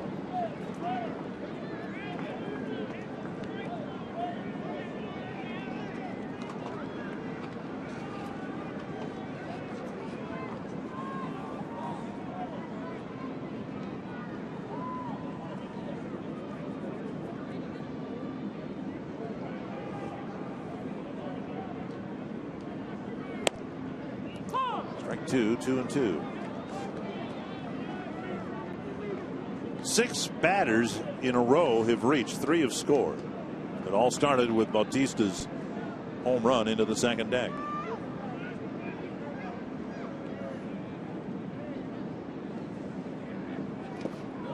Another one in the dirt, blocked by Pinto.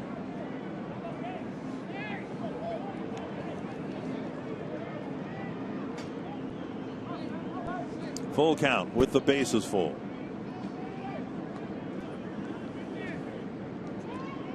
He's been hit by a pitch. He has a single. Now DeDuno has to throw him a strike.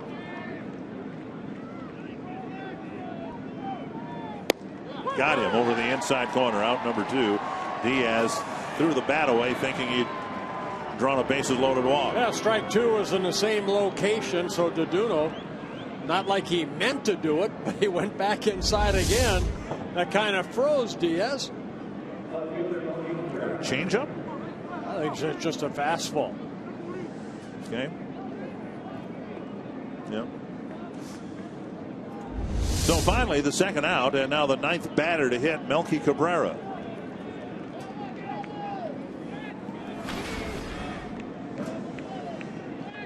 Cabrera hitless today. He had a 14-game hitting streak broken this afternoon. 0 for 2 with a walk today. Ball 1, down and in.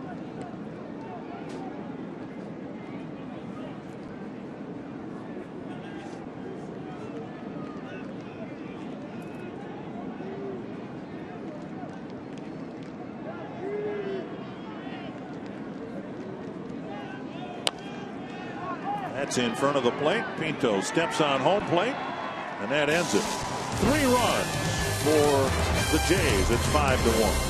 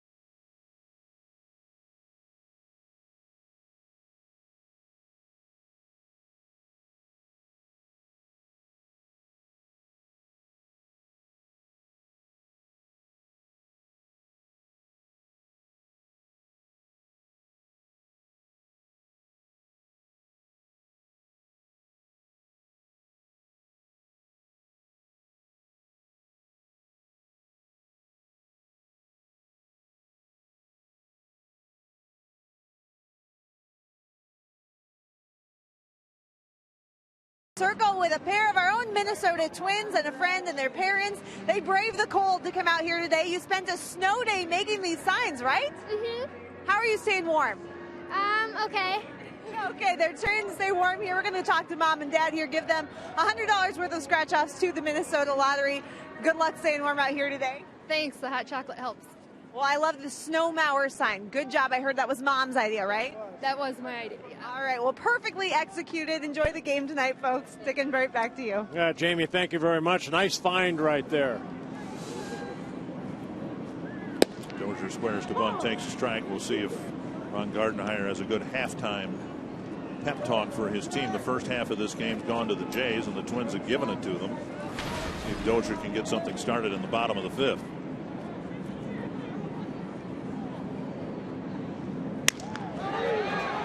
Great diving attempt by Diaz, but he couldn't get there, and Dozier has a hit. It looked like he was going to close on that ball, but instead a base hit for Dozier to start the fifth. Yeah, it looked like Brian hit it right off the end of the bat, but hit in a good spot.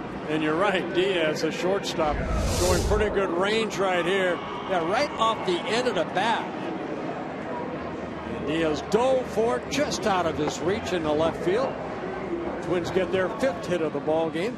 Twins have just the one run on the Dozier home run, but they have threatened to score in just about every inning. Had a base runner on, at least one in every inning.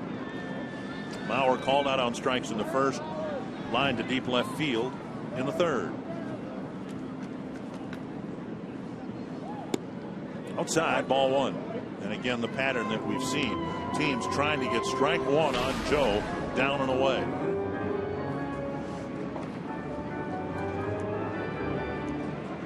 This time, McGowan missed. He's had control issues of his own, walking three men in the first four.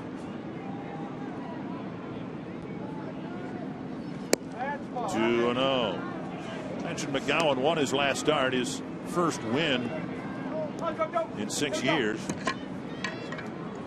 And if he can complete the fifth inning, and if the Jays can protect the lead after he leaves, he's got a chance to win back-to-back starts.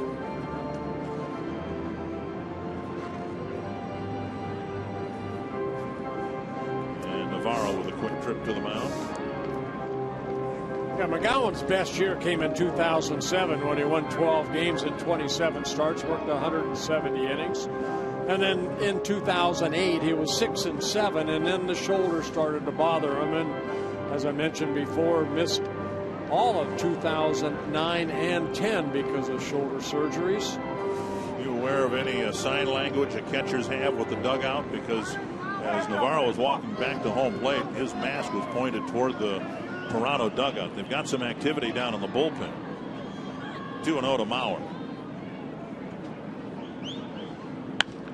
Fouled away 2-1. Just by looking into the dugout, it just looked like Navarro was trying to convey something to John Gibbons with Aaron Loup warming up.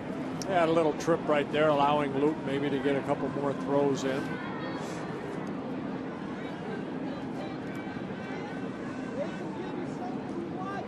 Two and 1 to Mauer. Twins trying to string something together here in the bottom of the fifth and answer a 3-run top. Dozier got a great jump. There'll be no throw. He goes in standing up. 3-1 to Mauer. Well, Brian Dozier steals his fourth base of the year. Look at the jump that he had. And Navarro did the right thing. Going back to the pitcher. Another trip to the mound by Navarro. 3-1. Colabello on deck.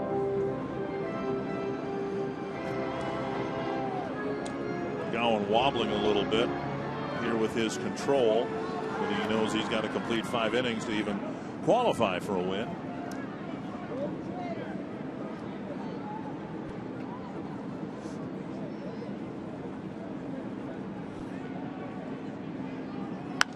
Fouled away 3-2.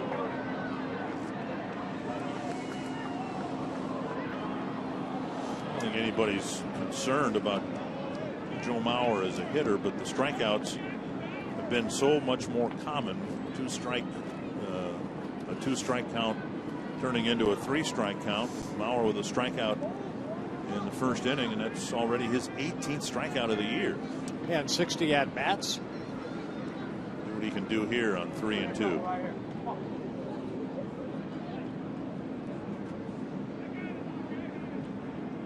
He takes ball 4. And for Mauer, his 10th walk of the year. First and second, nobody out, and here comes Pete Walker.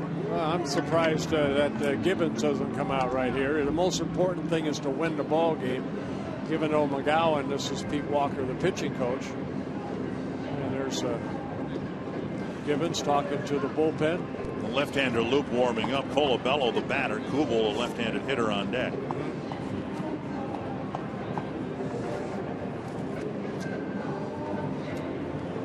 Fourth walk for McGowan in the ball game. On a frigid night here at Target Field. Tired of using the word cold. You won't use it this weekend, I don't think, unless you're making a beverage order of some sort.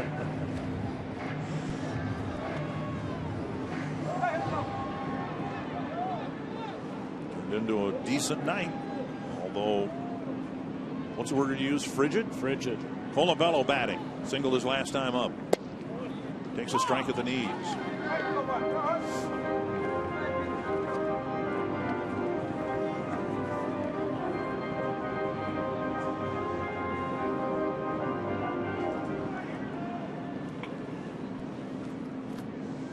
Colabello drove in a run this afternoon. Chance to do some damage here in the 5th inning. Stroke to the left field corner. He will do some damage. Dozier scores. Mauer behind him. They're going to wave him in. And the throw to the plate not in time. It's another RBI double for Colabello. This time he drives in 2. Boy, has he been an RBI machine. Colabello now with 18 runs batted in. And John Gibbons will be making a trip to the mound. Mauer scoring from first base. He hooks his ball down. We've seen his power so much to right field. Here he hooks the ball down the left field line for his 8th double of the year. And that's leading the league in that category. He's leading the league in runs batted in. And McGowan won't win back-to-back starts. He is chased in the 5th inning. The Twins gave up 3 in the top. They've already scored 2 in the bottom.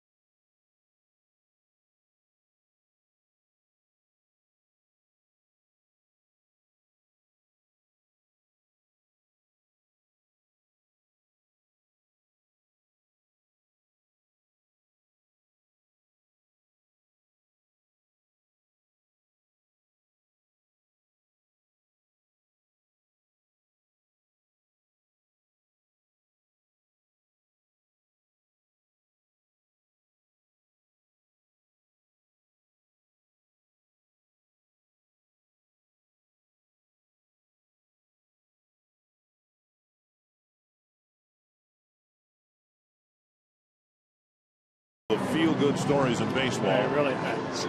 18 runs batted in to lead the league. Now Luke will come in to face Jason Kubel. Yeah, Luke came into the ball game here on Tuesday, relieved Brandon Morrow in the 4th inning. Ended up working an inning and a third with a walk and a strikeout. Faced Kubel and hit him in that outing. Ball 1. Struck out Mauer to end the 4th. And then ended up kind of with his control getting himself into a jam, but he got out of it. 1-0 to Kubel. 2-0, and you can see from his delivery why he would be tough against left-handers with that crossfire delivery. Yeah, steps toward the first baseline.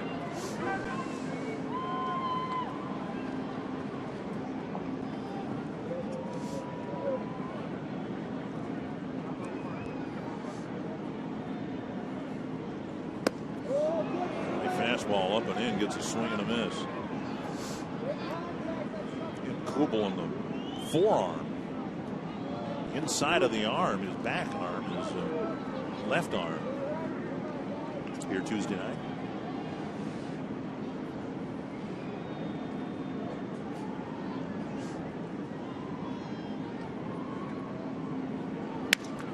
Fisted to Lowry. Busted bat and a little pop up for the first out. That'll bring up Pinto. Boy, you try to hang in there as long as you can, and Luke, credit him, he went back inside again and kind of jammed Kubel to create that little pop-up. Colavellos sticks at second base with now 1 out. Pinto walked against him here Tuesday night.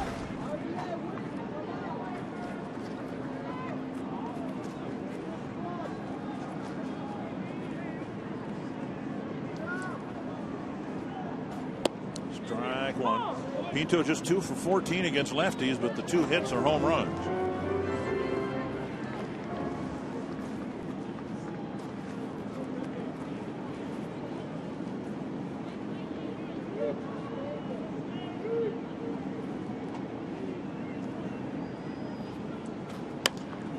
Chopper up the line, foul, 2 strikes. Pinto was last at bat. Fell behind 0-2, ended up drawing a walk.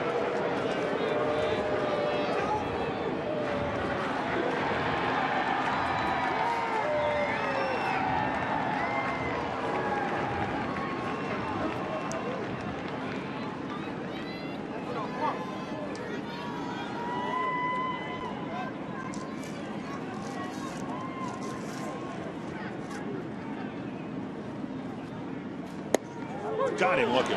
Pinto doesn't agree. Fastball that burned the inside corner, 2 down. Well, Luke picks up a strikeout.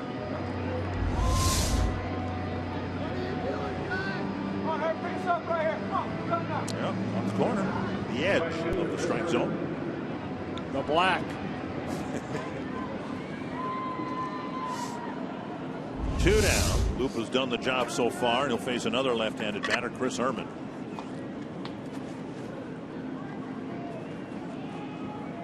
Slow breaking ball snaps over. Hey, what, he's nasty from down there. Last year, 64 relief appearances for Luke, 2.47 earned run average in just under 70 innings pitched. Walked only 13, 4 intentional with 53 strikeouts.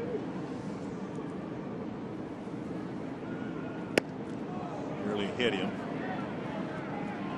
That's 1-1.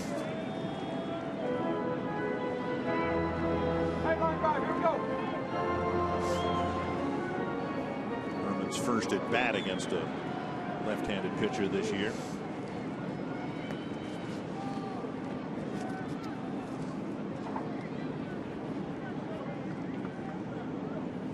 Swing and a miss.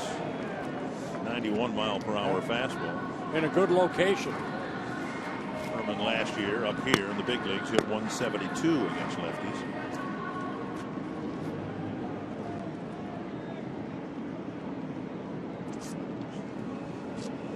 One and two, lefty against lefty. Chopper up the line. Encarnacion flips to Luke. A nice job by the left-handed reliever. He retires the 3 men he faced, but before he entered the game, Chris Colavello with his 8th double got the Twins back into the game.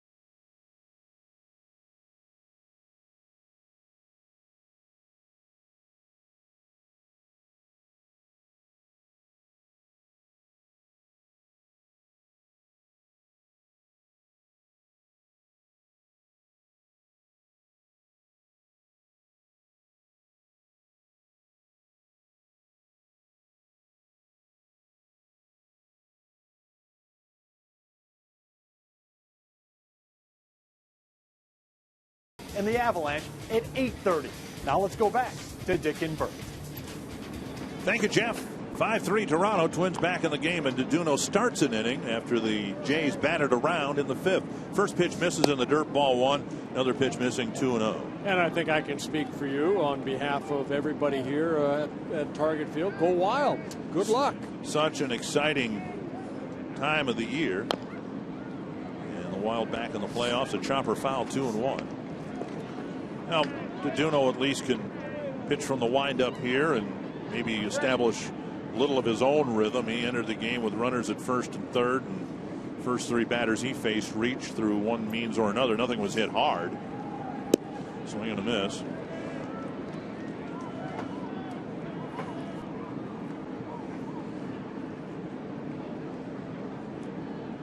Is that Mike Pelfrey eating snow? It's Ricky Nolasco. Oh, Ricky Nolasco eating snow. Clean white snow, thankfully. You know, I think DeDuno, you know, I mean, we've seen him last year. He did a good job as a starter, 18 starts, 8-8. You know, of course, he's kind of all over the place. He's a tough guy, I think, for Gardy or Ricky Anderson to say, hey, come in and try to get a strikeout, you know, because his ball moves so much. And he's very erratic. You just don't know what you're going to get out of him coming out of the bullpen. Popped up, backing out of play. Rasmus, Bautista, and Encarnacion. We talked last year many times about how hitters didn't have a comfortable at bat against him, but you know, again, he's tough for Pinto to catch. And a delay called, third strike. 1 down in the 6th. And DeDuno picks up his second strikeout in relief. His second called strikeout. He struck out Diaz last inning.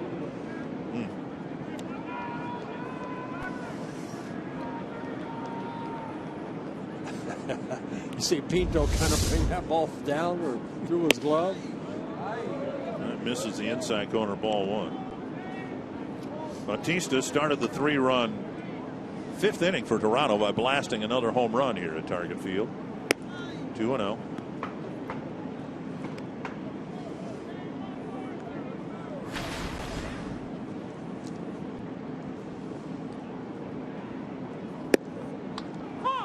Bell to strike, 2-1. I don't believe we've ever had Pat Hoberg, the home plate umpire, on an umpiring crew up here. He's getting a chance behind the plate.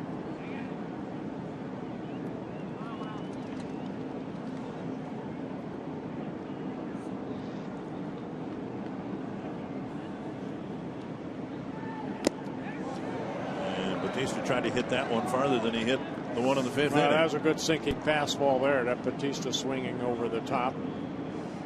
Again, I credit Kyle Gibson the way he handled Bautista in game 1. 0 for 2, but with a walk. And there's another good ball down in the strike zone, and DeDuno picking up his second straight strikeout, his 3rd in relief.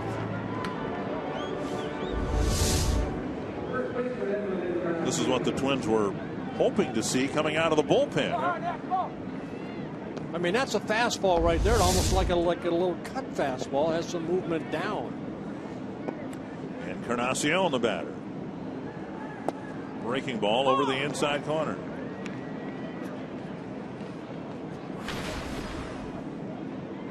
.40 pitches, 25 strikes.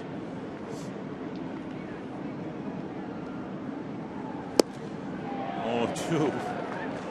Of the 15 pitches that haven't been strikes, I think Pinto's had to block 7 of them. Yeah, that was a nasty pitch there, too. Got a chance to strike out the side right here.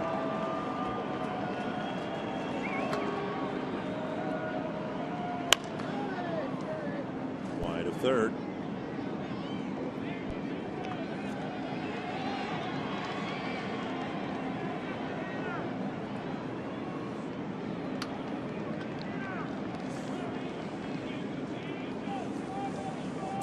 Two to Edwin Encarnacion. Their slider. Oh, hung it. And a base hit to left. A 2-out single for Encarnacion. That'll get Navarro to the plate.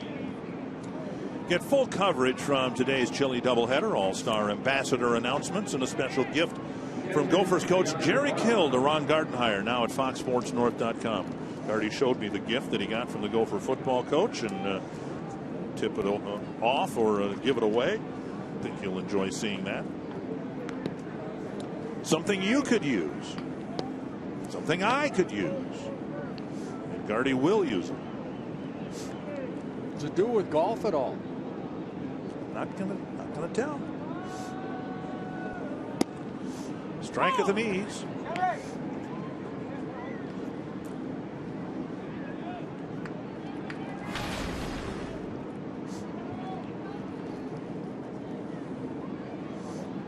Navarro 1 for 2 with an RBI sacrifice fly in the first inning.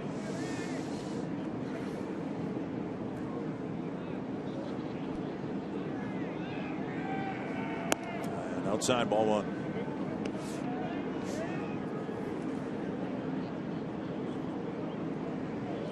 Duno came close to striking out the side here in the 6th without allowing a base runner. He can still strike out Navarro here.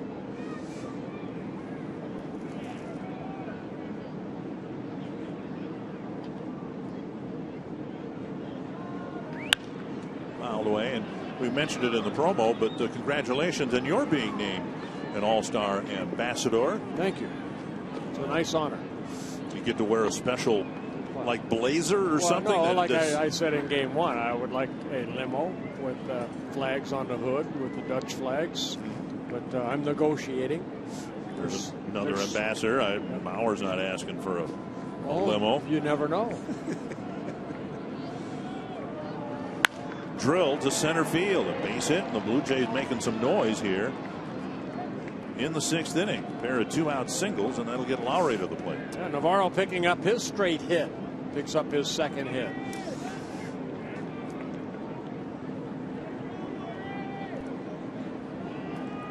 Boy, he made some nasty pitches to Rasmus and Jose Bautista, but last couple pitches he was ahead on Encarnacion. Slider left up for the base hit, and then he left that pitch up right there to Navarro. Lowry singled his last time up. He was the first guy that Duno faced. He had a little chip shot to right center. And Chris Herman went into a slide and had the ball glance off his glove.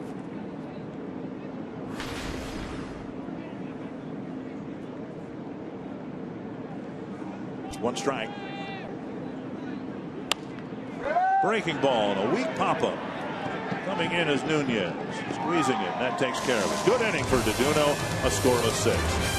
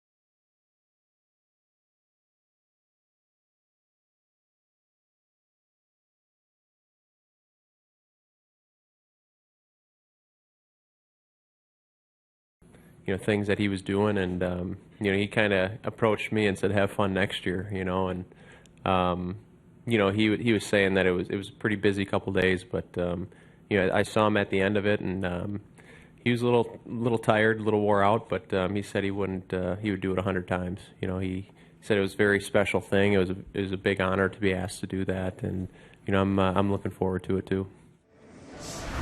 When you think about it, well, it's you cut that off a little bit because he did also mention David Wright got a limo. Oh, did he really? Well, when you think about it, though, it really is a once-in-a-generation thing for a big league city. We had one here in 1965, then it was 1985, and you know, it'll be close to 30 years before we have it again.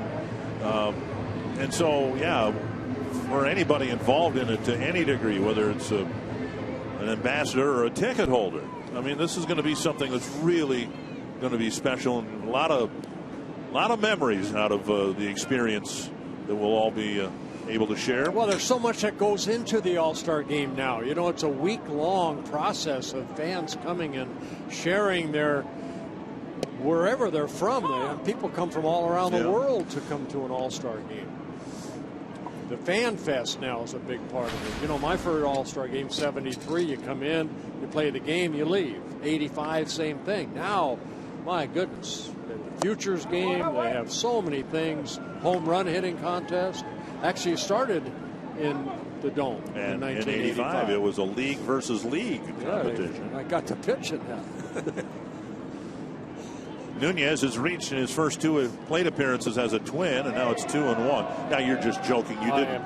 You did. I remember Tom Bernansky had Tom Kelly pitch to him, and that Tom has told the story about how that was not easy to do. You're trying to groove one for your guy in front of the home crowd. You should ask me. I did that all the time. Tapper to short. Diaz over to Encarnacion, one away. Loop's done a great job here. He did okay here Tuesday night, but he's faced 4 men and kept the ball in the infield. Aaron Hicks will hit 1 for 2. You know, in the Fan Fest, you know, there aren't going to be as many people here who want to be here for the game. It's a very high demand ticket, but the Fan Fest is available for fans to experience some of the fun, and I would imagine, I don't know, that you'll be making appearances over Fan Fest and other things too, right? Yes. My one regret, I think it'll be my one regret, is I'll be with the team, and so a lot of the stuff that leads up to the All-Star game will have come and gone by the time we get back from Colorado on Sunday see, night. I was asked not to go on that road trip to Seattle. And I'm the one who asked. So you're the one. Yeah. 2 strikes to Hicks. No, I believe Fan Fest starts on Friday. Okay. And that's when you guys will be starting that 3-game series and the Twins in Colorado. 0-2 to Hicks. Trying to get something going against left-hander Aaron Loop.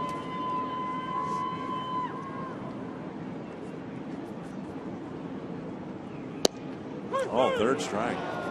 2 down. 2nd strikeout in a row for Hicks, and that'll bring up Eduardo Escobar. Well, Loop hit his spot just like he did on Pinto. Struck him out. Join Fox Sports North April 30th at the 10th annual Kids in the City event, benefiting boys and girls clubs of the Twin Cities. The event starts with a pregame party at Fulton Brewery, followed by the Twins and Dodgers game celebrating the Fox Sports North Boys and Girls Club All-Stars. Cost is $75, includes food and drinks, a ticket to the game. Visit foxsportsnorth.com, click on the More tab for details. And Loop 6 up, 6 down in relief of Dustin McGowan, and it's still 5-3. First 1-2-3 inning here tonight.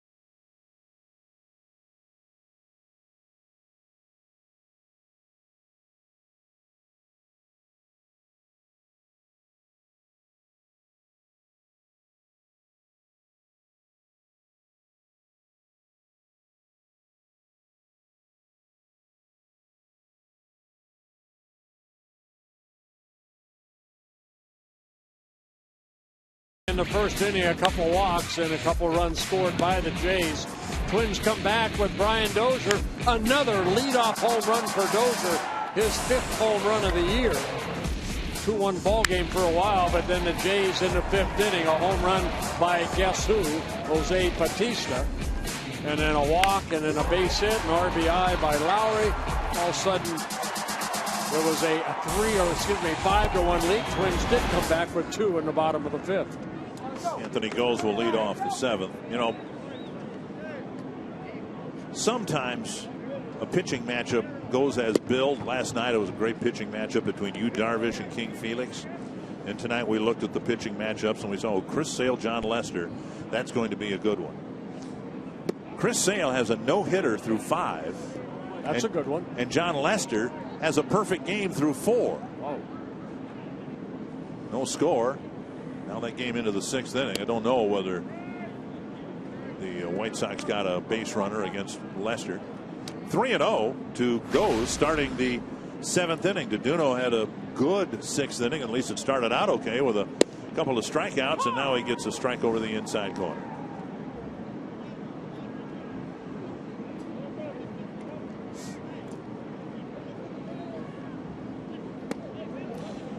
Case, I guess, for maybe the 3 best left-handers starters in the league going tonight. David Price has been lit up by the Yankees in St. Petersburg. Twins will face him on the road trip.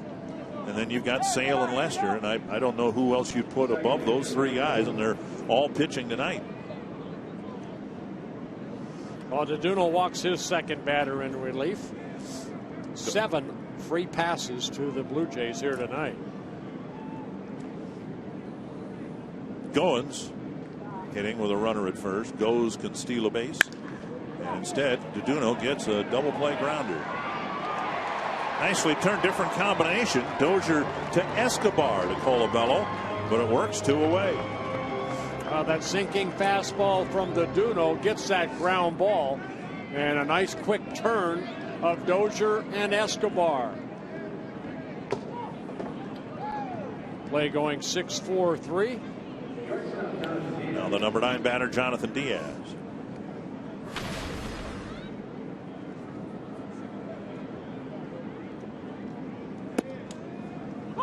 And a strike.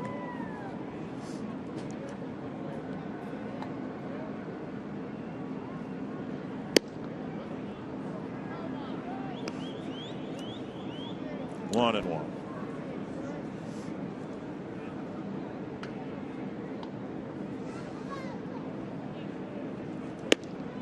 Over the inside corner, 1-2. Right now, this is DeDuno's lot in life. Long relief. Tapper, weakly hit to the right side. Good curveball. And he faces just 3 men in a scoreless 7th.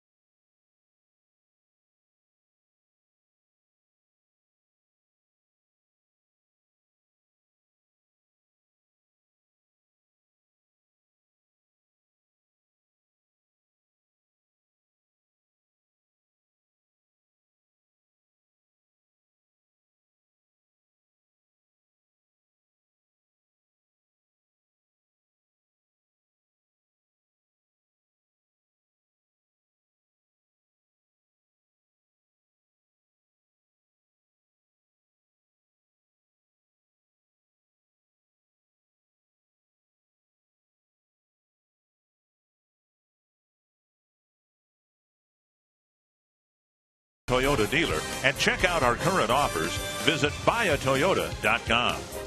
And by Sanford Orthopedics and Sports Medicine, for the everyday competitor in all of us. Twins have been trailing since the outset, down a couple runs, home half of the seventh. And Twin Cities native Neil Wagner comes in. Had a good outing here against the Twins Tuesday night. Yeah, worked an inning and 2/3, 19 pitches, 14 for strikes. Since being called up, has done a good job. Brian Dozier takes a strike. Dozier didn't face Wagner here the other night. Yes, he did. Beg your pardon. Fouled out against him. Down and away, 1-1. Wagner was the AAA closer for the Jays this year at Buffalo. He closed games at North Dakota State. An all-time saves leader in a single season from Eden Prairie. And I wondered on the air as he faced Joe Mauer, eventually striking him out, whether Wagner and Mauer never faced each other at any level growing up. You figure, kid from St. Paul very likely might have been a teammate on an AAU team, and Mauer professed that wasn't the case. He'd never faced Wagner. In fact, wasn't even aware that he was from the Twin Cities. Both same age, roughly. 2-2 to Dozier, leading off the seventh.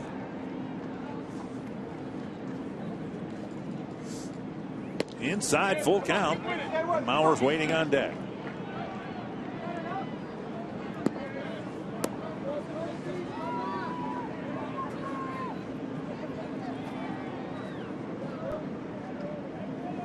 Fouled back. Dozier got one right down the middle and got a piece of it. Yeah, good swing by Bryant. Yeah, I like stories like this, whether it's Wagner on the mound, Colabello, guys who just, for no good reason other than a love for the game, they keep after it and hoping for another chance. Wagner's gotten his with the Jays. Dozier shoots one. Oh, what a catch by Encarnacion! Airborne, going to his right. Well, we saw Brian Dozier make a great play earlier in the ball game that took a hit away from going. So I guess the defense of the Blue Jays says we can do it too.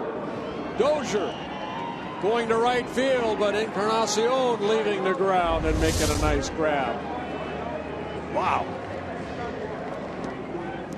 And now Mauer. Strikeout, a walk, and a line out for Joe. Would like to have someone on base for Colabello simply because he's driven in such a high percentage of men on base. Ball one.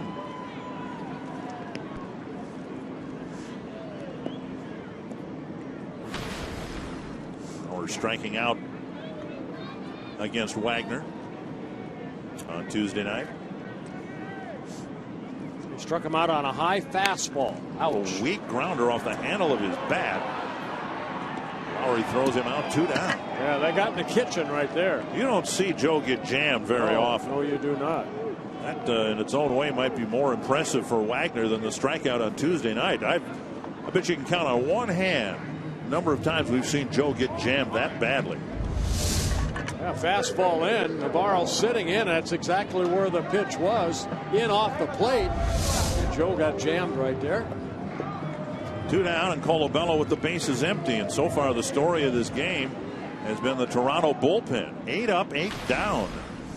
Colabello chased McGowan in the 5th inning with a 2-run double, and the Twins haven't had a batter reach since. Pitch tracks presented by Carrier, in the first pitch down and away. Yeah, Wagner with a fastball. He'll set up with that split finger, and then also a slider.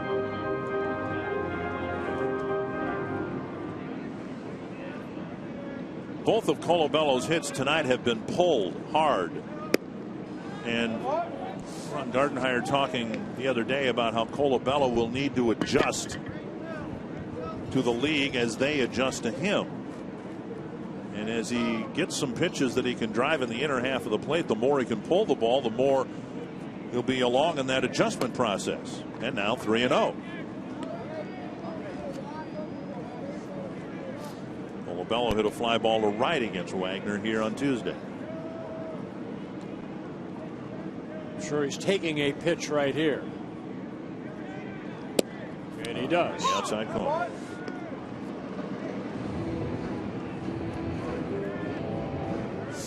All 4 pitches, outer half of the plate.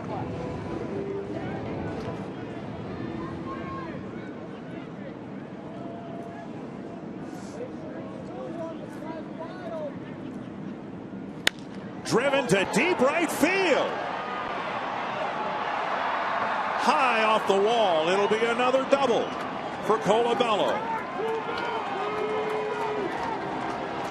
He hit the ball to left about as hard as you can hit it. And now he's getting his doubles at right angles here tonight. His 3rd hit of the ball game, his 2nd straight double. This time a fastball away. Remember his last at bat, he pulled it down the left field line. Here a fastball that he just again gets the barrel of the bat on the ball, high off the wall. Batista plays the carom. But Colabello now with 9 doubles on the year. Wagner gives up a couple of well-hit balls here in the 7th. Kubel will represent the tying run, but he'll have to face Brett Cecil.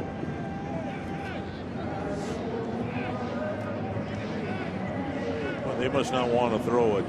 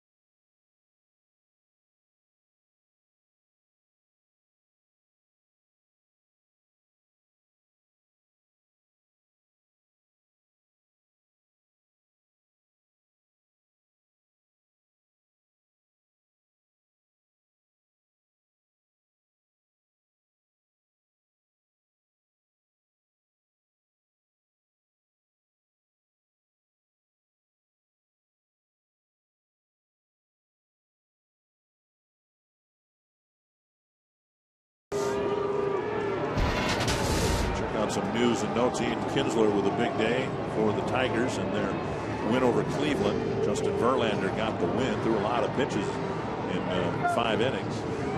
Jay Burnett, 7 good innings. Look forward to seeing the Dodgers. We'll get them in interleague play out when they come to Minnesota later this month. Well, Brett Cecil coming into the ball game. He worked here on Tuesday night. Same formula so far for Gibbons out of that bullpen. Cecil worked 1 shutout inning. Faced Jason Kubel, and Jason hit a ground ball to second off of him on here on Tuesday night.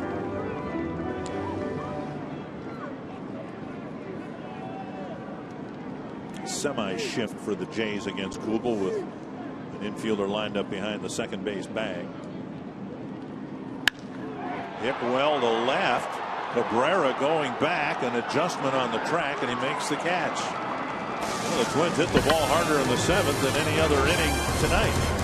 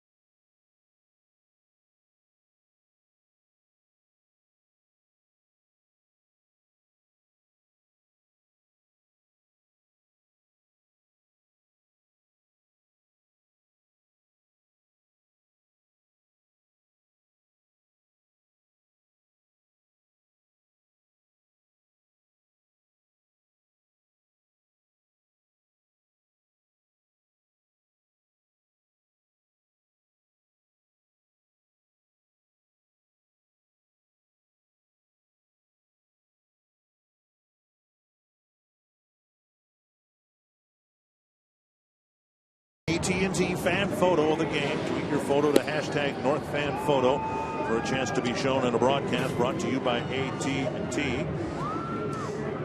Steph and someone else here at Target Field. Good looking couple. Casey Fiend comes in to pitch for the Twins, trying to keep this a 5-3 ball game. Both Chris Sale's no-hitter and John Lester's perfect game are gone. In fact, the game is tied at 1.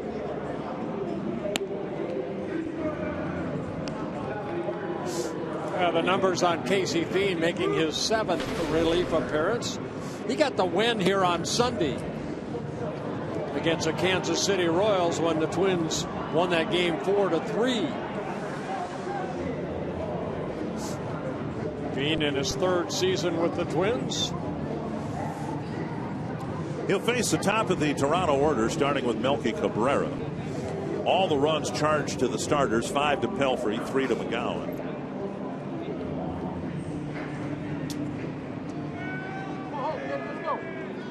It'll be Cabrera, Rasmus, and Bautista.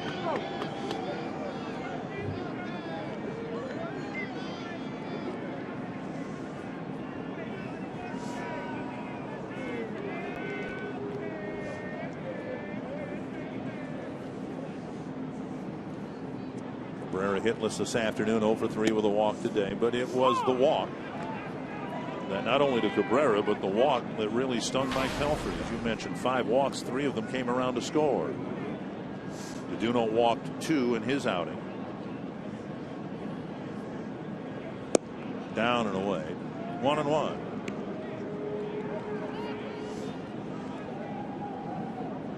Cabrera's had a season of streaks already. The 14-game hitting streak ended this afternoon.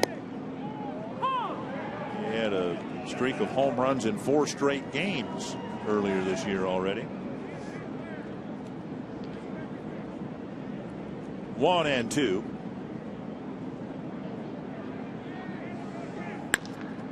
Chopper over the mound. It'll bleed through. And Cabrera has a leadoff hit against Casey Fiend.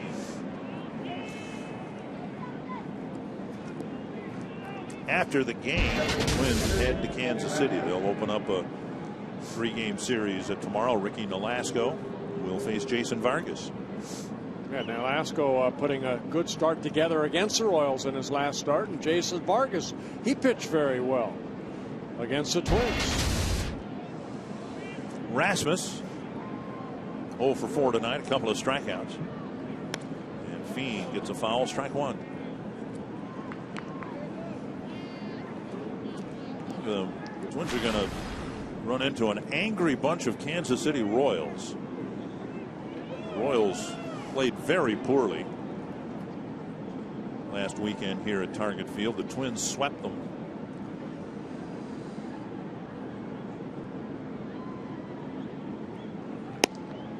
Strike on the outside corner, 0-2. Royals are in Houston. James Shields pitching much better apparently. He's got a 5-1 lead in the 6th.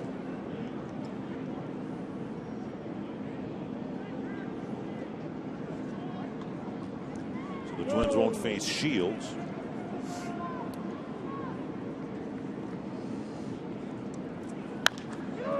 Colabello fires to second. Relay to first. Double play. Very nicely turned.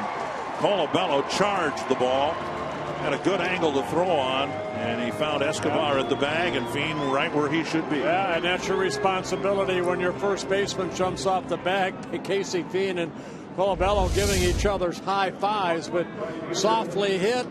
Colabello leaving the bag, and Casey Fiend over there, Escobar. And Fiend acting like a first baseman. Good stretch. 2 down. That takes care of the leadoff hit. Now Bautista coming up with the bases empty. Second straight inning, the Twins turned a double play.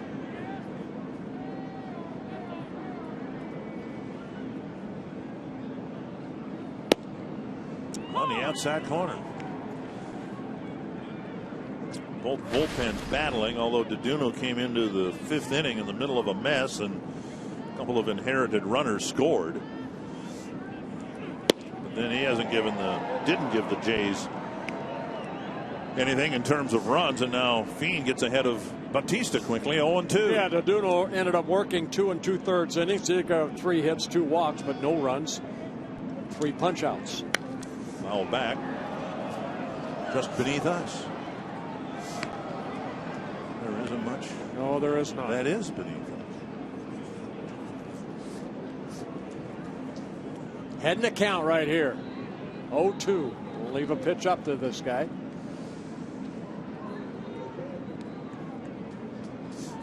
Veen, good fastball, hard slider. Occasional changeup. Pinto creeping outside. And the fastball missing. Up and away.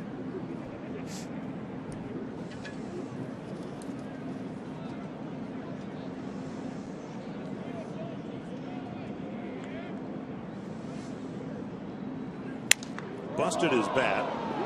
And under the glove of Dozier. Ball had some, spin on it. Oh, yes, it did. Dozier shuffling to his left had to go right under his glove. Yeah, the splinters of the bat still around the home plate area. Well, that ball had some spin.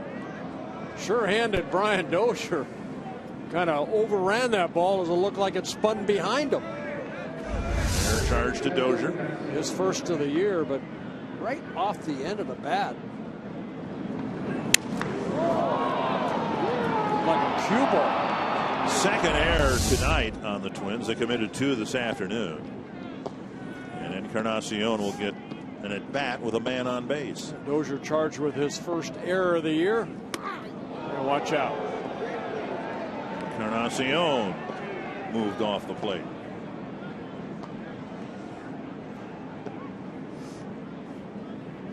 Encarnacion has reached all 4 times. A couple of singles and a couple of walks.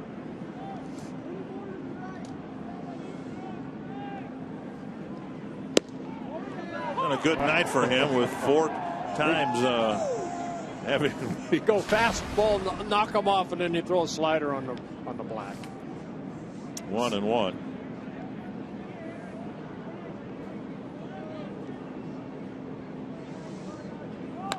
Big swing and a foul.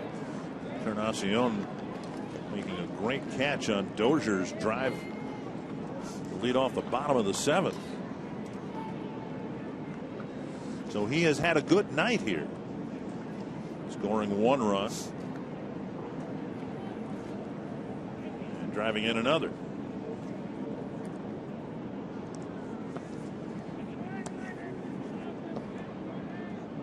One and 2. A towering pop-up. And that ends it. Casey Fiend with a good 8th inning of relief.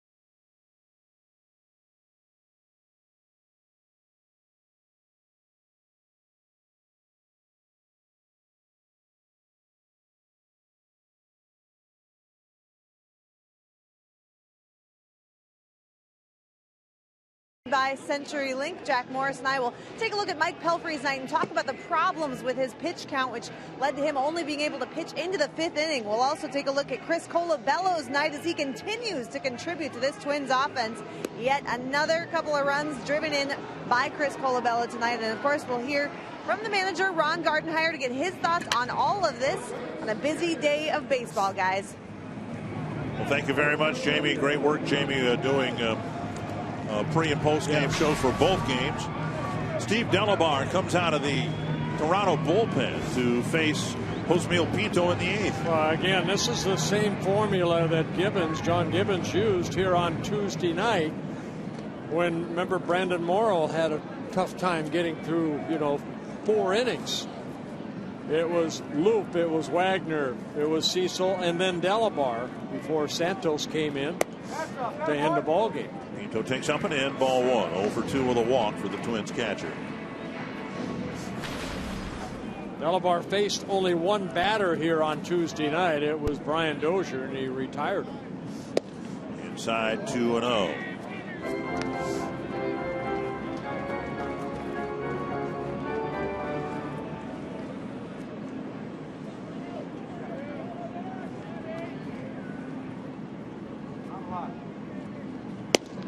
Down the middle of strike.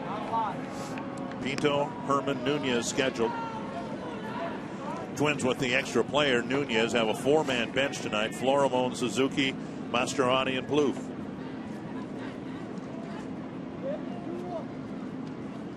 Up high, 3-1. We talked about it this afternoon. Don't know what's going to happen, whether Pinto walks again or strikes out. But one of the encouraging things, other than the fact that the ball jumps off his bat, see Herman on deck, is he hasn't been over-eager at the plate, and he has taken some walks. All strike over the inside corner, 3-2.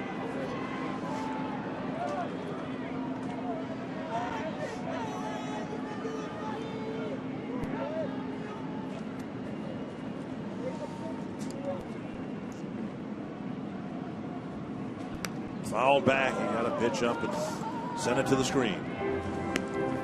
Pinto, smart enough guy to realize he's been given a great opportunity here, on-the-job apprenticeship as a major league catcher. So he'd have all the incentive in the world to be eager and anxious at the plate, but he's shown the ability to take some walks. And he just took one. Very nice. Nice at bat. Herman will hit. Follow every Twins game with MLB.com at bat on your favorite mobile phone or tablet. Get live look-ins, instant replays, score stats, audio-free, MLB.tv, game of the day, and more. Download on the App Store or visit twinsbaseball.com today. Now Herman, 0 for 3. An allowed foul in his 4th inning at bat, looking at just foul. Down and away, ball 1.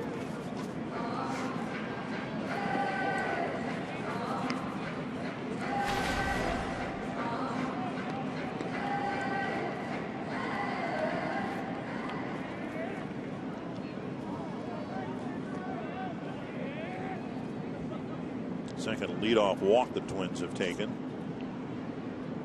Pinto led off the 4th with a walk, and now it's 2-0. Navarro will walk the ball back to the mound. Yeah, Delabar, hard-throwing right-hander with a fastball and a split finger last year with the Toronto Blue Jays. 55 relief appearances, 58 and 2/3 innings, 29 walks in the 55 innings, but 82 strikeouts. So it's kind of all or nothing for Delabar. To threaten to get the game tied a couple of times, including the 5th inning. They had a runner at second, nobody out, but Luke came in and got the next 3 batters. See what Herman gets on 2-0. On the outside corner, 2-1.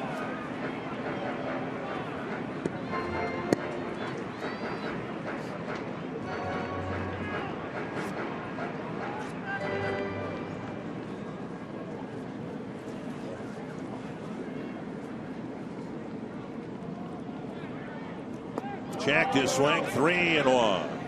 That looked like the split finger right there.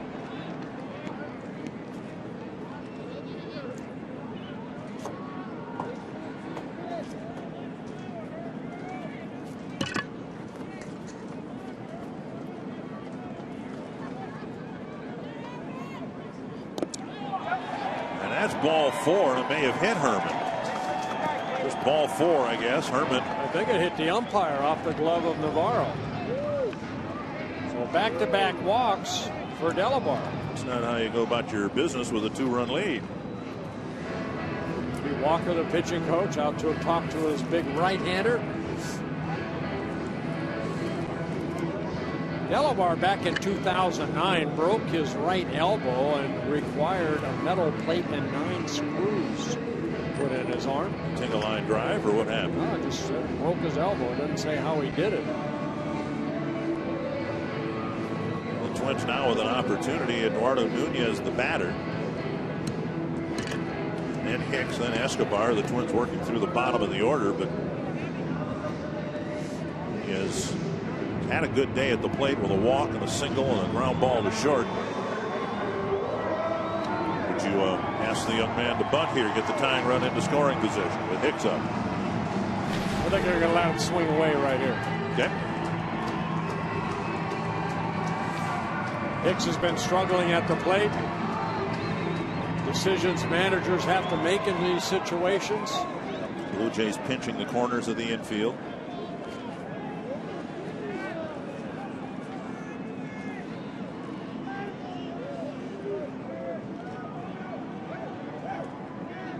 And Nunez showing butt.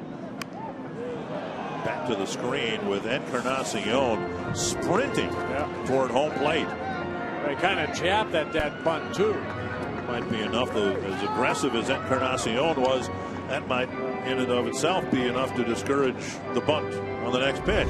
Well, what you want to do is bunt that ball anyway down to the third base line.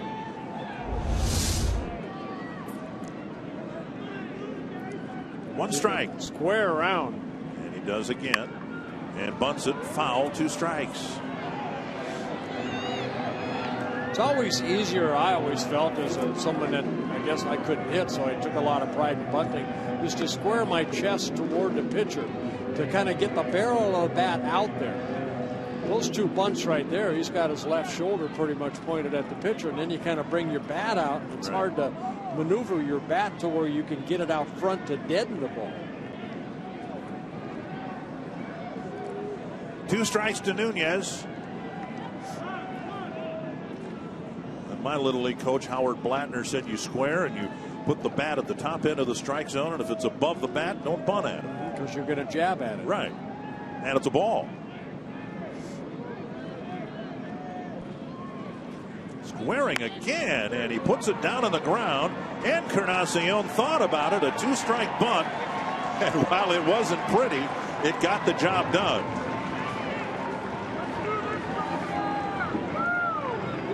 Well, the bunt is laid down perfectly with 2 strikes. Perfectly? Well, you got the job done, isn't it? Any bunt that you advance the runners is a perfect bunt. Trevor Plouffe is going to hit for Hicks.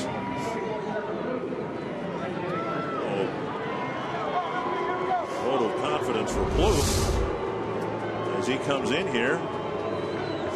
And John Gibbons going to come to the mound here and maybe bring in a fresh right-hander.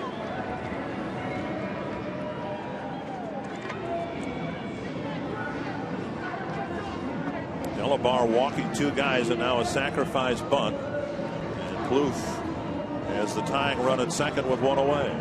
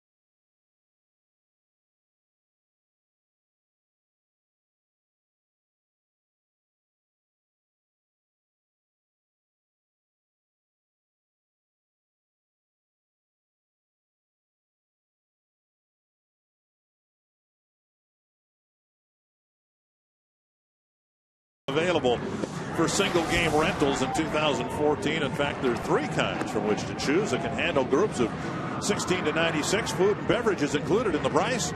Enjoy a Twins game in a private suite. Call 800-33-TWINS or find out more online at twinsbaseball.com/groups. Well, again, the same formula here as Tuesday night. It was Sergio Santos that pitched the last inning in that 9-3 win.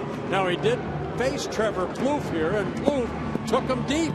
His first home run of the year, a solo home run in the 9th. The difference, of course, is John Gibbons is asking his closer to get 5 outs here and not just 3. Tying run at second. Herman can run a little bit. Ron Gardenhire said he considers him to be a pinch running candidate. He's the guy at second. And Plouffe takes up and in, ball 1. Remember, Plouffe worked the count in his favor, got a 3-1 fastball and hit it out over into the left field seats for a solo home run.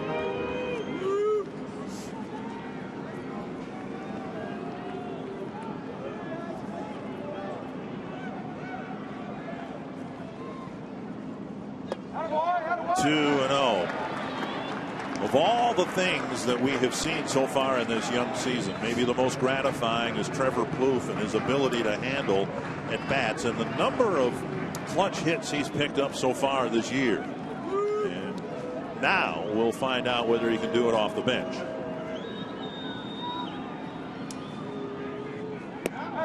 Three and 0, base open, Escobar on deck. Well, 3 straight breaking balls. I'm sure Santos remembers that fastball that he grooved. Now it was a 9-2 ball game too at the time, so a little different scenario.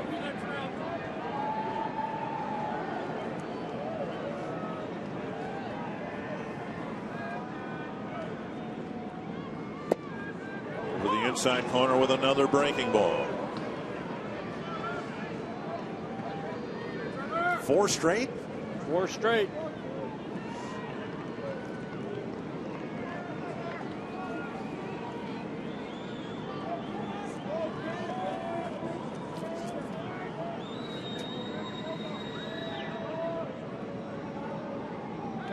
Ball 4. 3 walks in the inning, and the Twins, who fell behind on the scoreboard because of a lot of walks, might jump back into this game because of walks. Yeah, both clubs now have walked 7. Kurt Suzuki is going to hit for Escobar.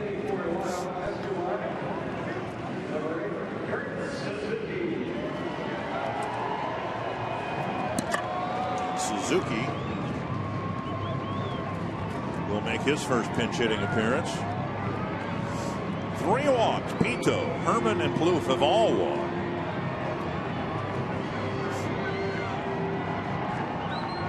Well, earlier this afternoon, Kurt Suzuki, a 1 hit in 2 at-bats. He also walked and hit a sacrifice fly that drove in a run.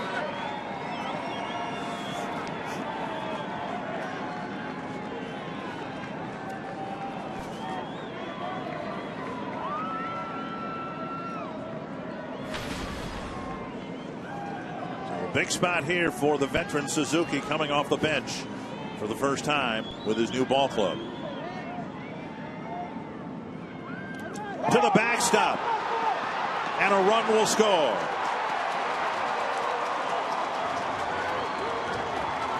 It's a 5-4 game. Everybody moves up a base, and now Herman 90 feet away is the tying run. That's always a dangerous play as you're at third base and you see that ball get behind the catcher. Is it going to hit the limestone and ricochet back toward home plate? That ball hit that padding and went straight up. You see the ball, wild pitch underneath the legs of Navarro, and it popped straight up rather than going back toward home plate.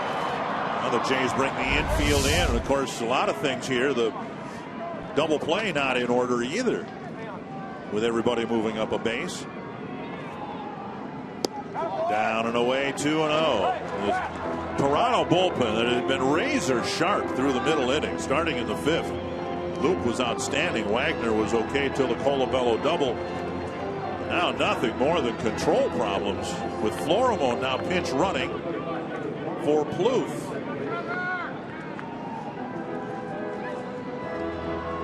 all moves that Ron Gardenhire, at least not as many moves, would he be able to make without the 26th man added for this game.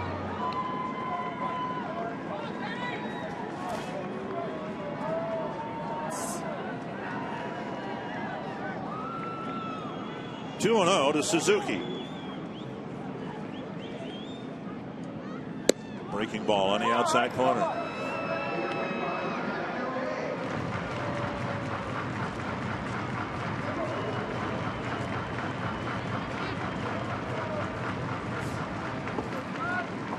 Perkins has been warming up out of the bullpen. He was going to get the 9th inning in any case, but Suzuki trying to get the Twins their first lead here in the bottom of the 8th. 3-1. A base open and Dozier on deck.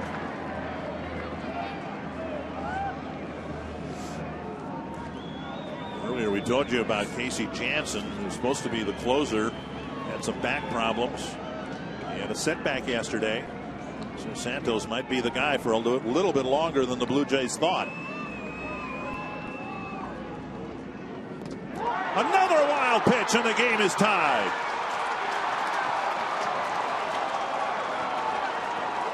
Four walks, 2 wild pitches here in the 8th inning.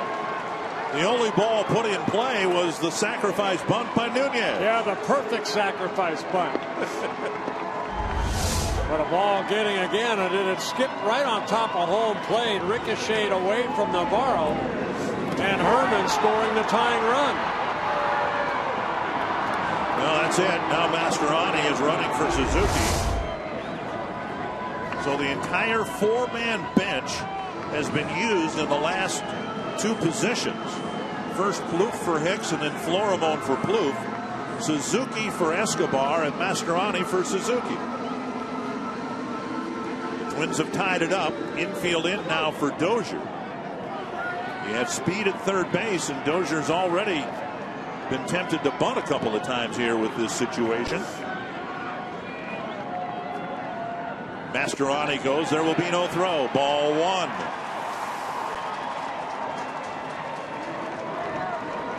Stolen base for Mastroianni. Give him a stolen base, yes. Dozier with 2 hits, hit the ball about as hard as he could in his last at bat, and Encarnacion speared it, making a great catch in the 7th. Swing and a miss, 1-1. Santos had thrown a lot of breaking balls. It seems like the fastball's the one that he's skipping, and the ball's getting past Navarro. Dozier just trying to get one airborne. Wouldn't take much of a fly ball to score Florimon. Blocked by Navarro, no advance. Dozier backing out of the way as Navarro is trying to get to the carom. 2-1, a disastrous 8th inning for the Toronto bullpen. If the Twins gave Toronto a lot of their early runs, the bullpen has given the Twins back at least 2 here in the 8th.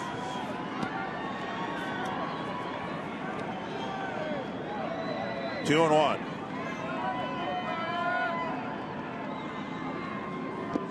Three and 1.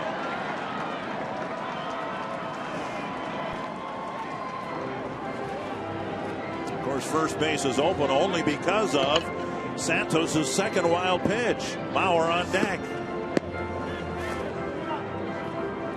And Happ, a left-hander out in that bullpen, getting loose.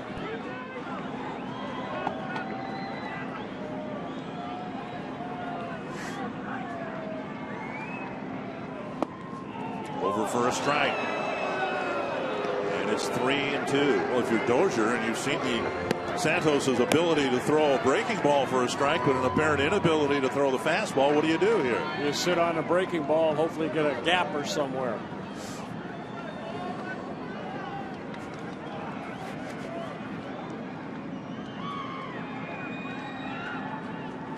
Another wild pitch, and the Twins take the lead. The ball went through the stairway And an absolutely disastrous implosion by first Delabar and now Santos. Delabar walked the first two he faced. Santos has walked three and uncorked three wild pitches.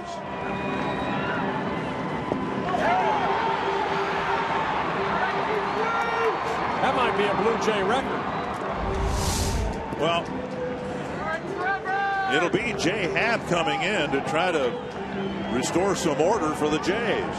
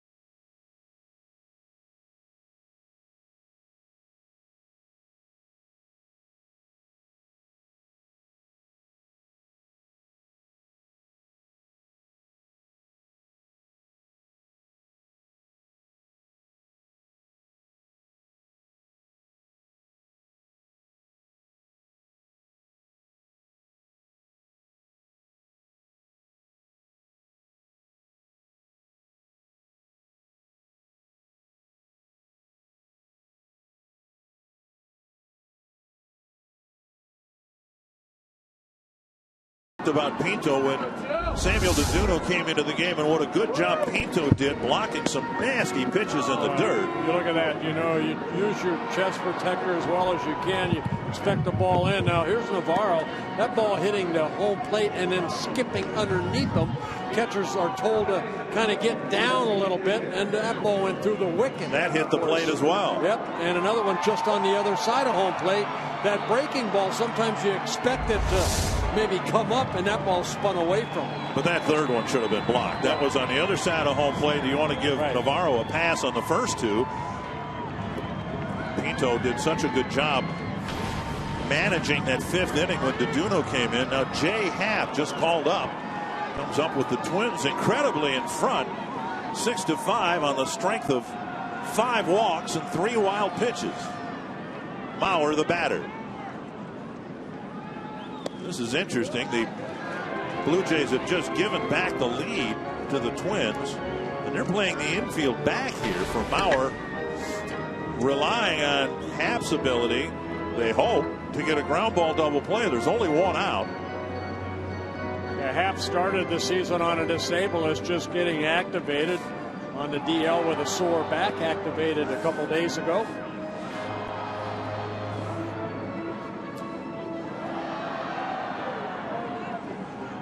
1-0 to Mauer.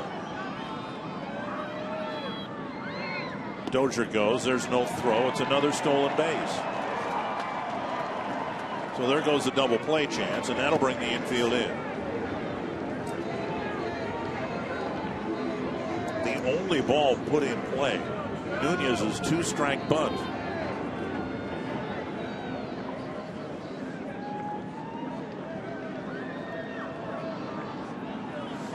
Two and 0 to Mauer for his first hit tonight. Got 2 this afternoon.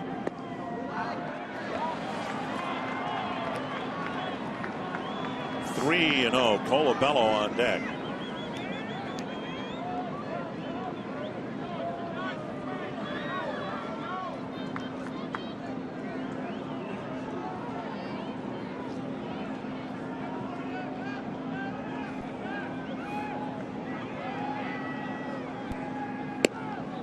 Down the middle, a strike, 3-1.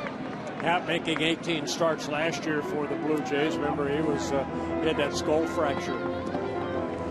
He got hit by a line drive off the bat of Desmond Jennings back in May of last year. Bello hoping for another RBI chance here momentarily.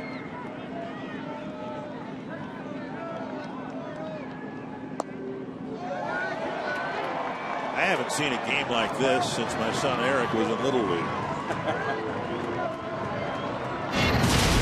6 walks, 3 wild pitches. Balls all over the place. Delabar had a tough time throwing strikes. And then Santos comes in. He threw 16 pitches, only 4 over the plate with 3 wild pitches.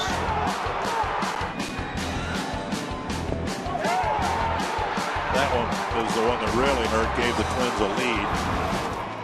Bases are reloaded now for Colabello, who in his last 3 at-bats has picked up 3 hits, 2 doubles, and a chance to bust the game open.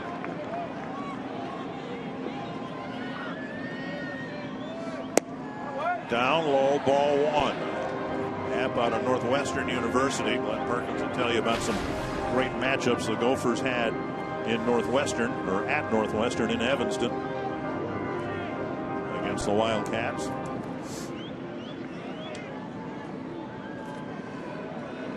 One 1-0 to Colabello.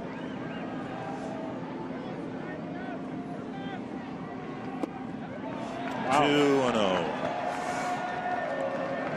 Have you ever seen an inning like this? No, not with 6 walks so far, and there's only 1 out. The only out was on a perfect bunt. A sacrifice bunt.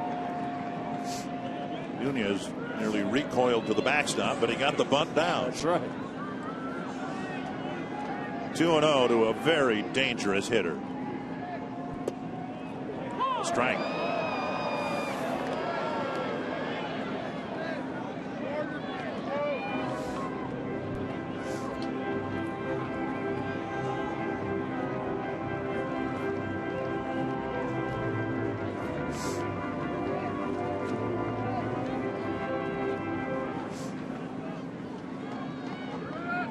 Two and one to the top RBI man in the American League. 3-1. This has been an absolutely torturous inning for John Gibbons.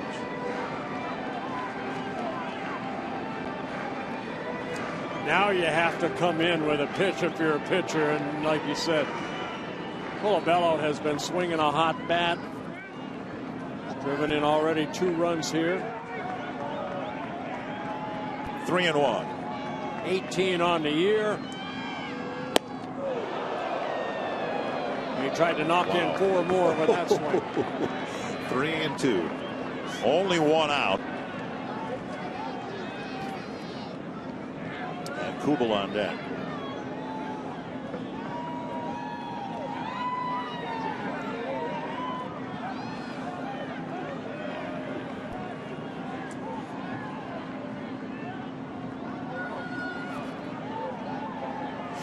Chris calling time.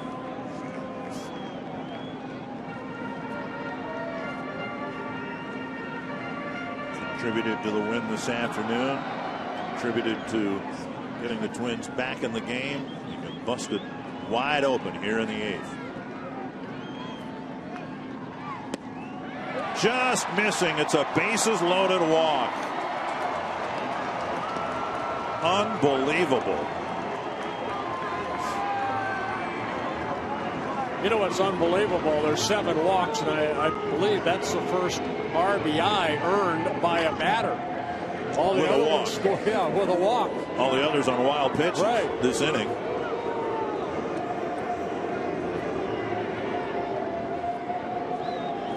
Colabello credited with an RBI, his 3rd of the ball game, now with 19 on the year. 9th batter coming to plate now, and Jason Kubel. Can he walk? Takes a strike at the knees.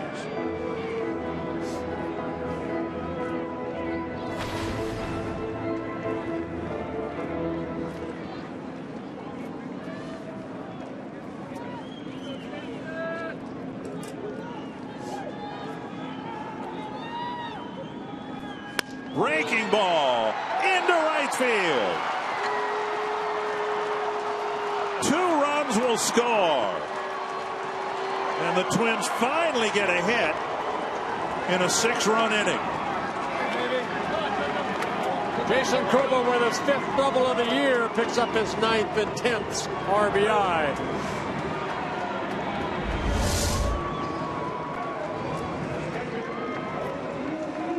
Right off the end of the bat, went down, hit it past Goings into right field. Dozier and Mauer score. Earlier this inning, Pinto started it all by coaxing a walk.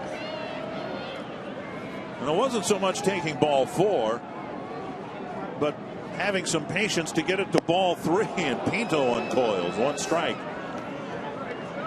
People so often focus on taking ball 4, but in that case, ball 4 was well off the plate. It was the other 3 pitches he took for balls that led to, I mean, who knew at the time that walk was going to be the first of 7 in the inning. 1-1.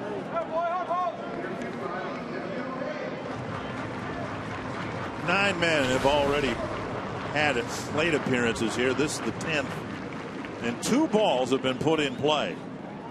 Kubel's 2-run single and the perfect bunt by Nunez. Thank you. 2-1. I'm wearing you down, partner.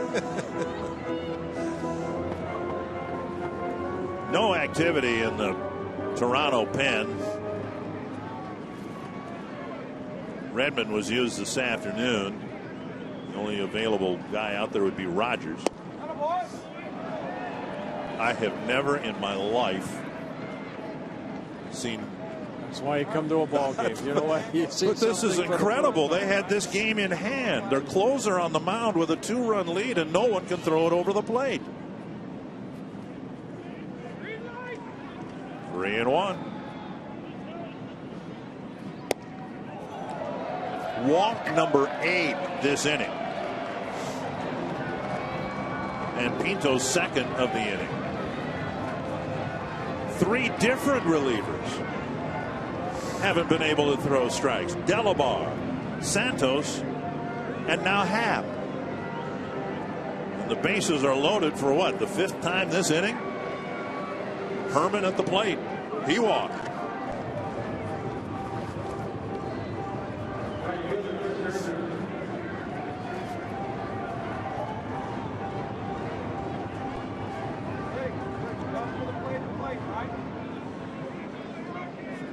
Herman walked, scored on a wild pitch.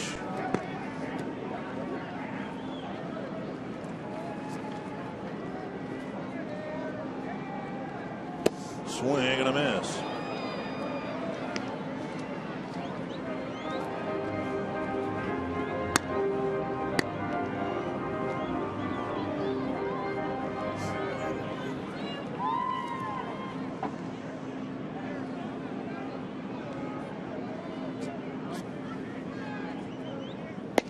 Swing and a miss. 8 walks this inning. I don't know that Mark Burley's going to have that many by the All-Star break. Well, Bruno's got to be happy. Get your pitch, guys. 0-2.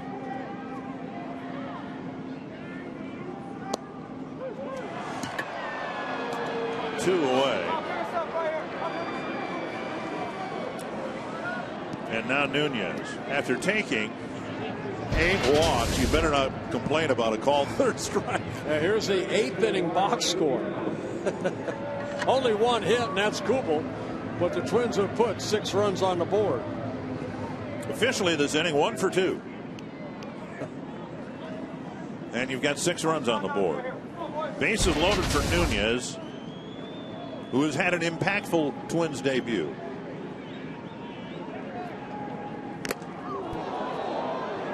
Swing and a foul. Nunez bunted foul twice, and then plopped one in front of Encarnacion. A perfect bunt. as he's already been told he's going back to Rochester. So why not swing from the heels in a situation like this? You got a 4-run lead. Navarro got stung by that foul tip. Yeah, foul ball hit right off his mask. Hasn't exactly been a fun inning for Deanna Navarro. He looks a little stunned by that foul tip. Hope he's all right. Probably stunned more by the 8 walks. 1 strike to Nunez.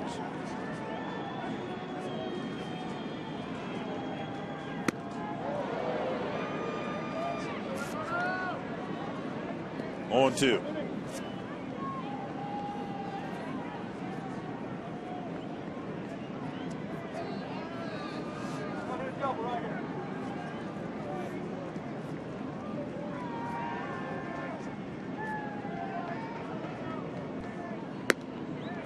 One and 2.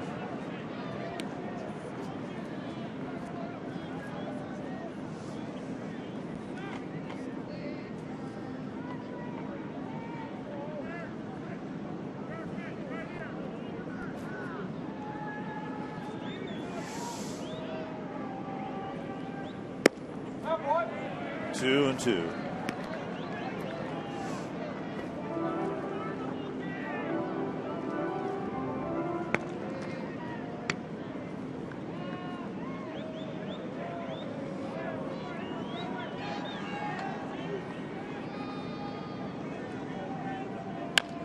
Swung at ball 3. Chopper to Lowry, who puts an end to an awful inning.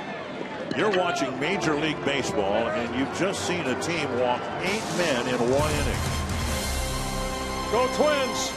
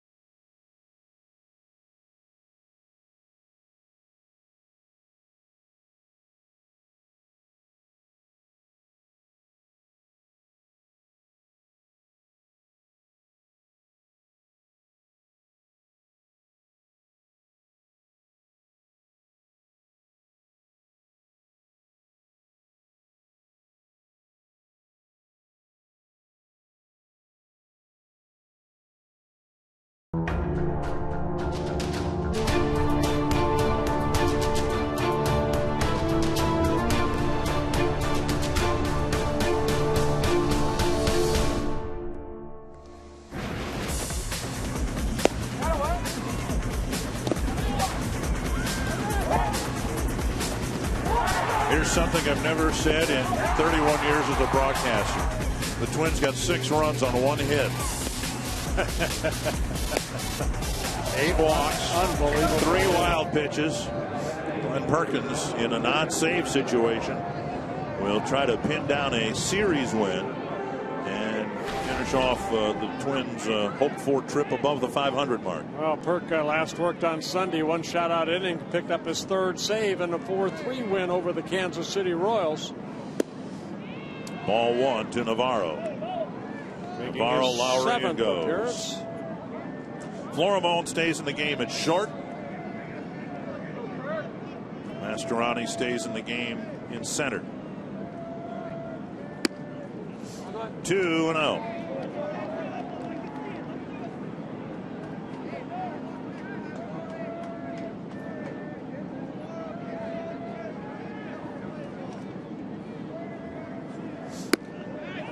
And now Perkins has a hard time throwing strikes.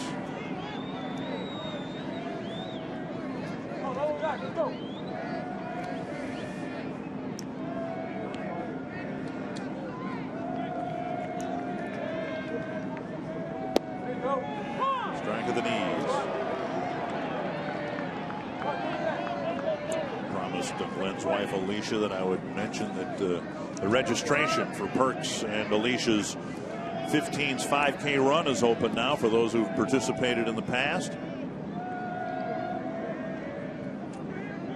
3-1. 3-2.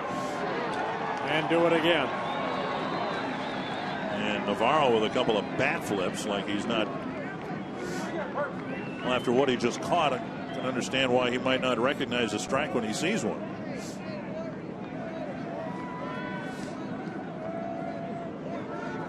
Fouled back.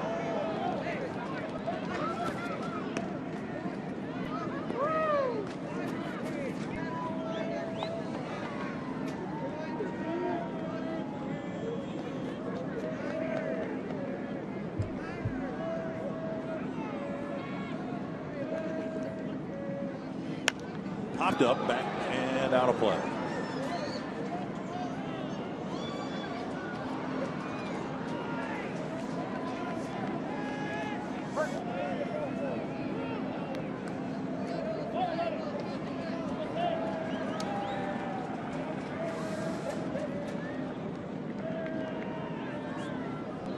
Full count to the leadoff man on the top of the ninth. Sharply hit. Dozier goes to a knee. One down. So the first out. Our Carsoup.com trivia question was the last time the Twins swept a split doubleheader at Target Field. That's the Royals. 4 years ago. 2 outs away from finishing this homestand with a flourish. You don't like to be swept, but the Twins started their home schedule getting swept by a good Oakland ball club, but now if they can finish this off here today, that's winning 5 out of 6, which is more in line with what they want to do when they play at home. Especially doing it against Toronto, because Toronto came into this 3-game series winning 11 of the 14 played here at Target Field. It's kind of like their second home, but not here tonight.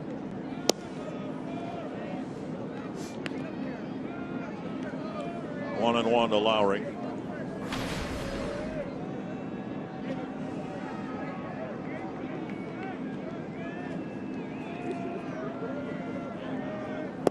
You know, if you want to get better, and that's obviously the Twins' focus, along the way you do have to exercise some demons, don't you? Last year the Royals had a lot of fun at the Twins' expense, and in the first meeting this year, a nice sweep for the Twins. Swing and a foul, 2-2. And then for the last several years, the Blue Jays have kind of stuck it to the Twins. And in the case of tonight's game, if the Blue Jays want to hand them a ball game, then it's up to the Twins to take it. And they will take it.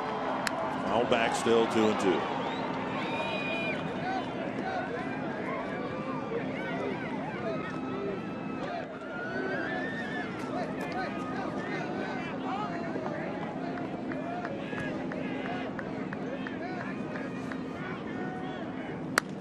Fouled away.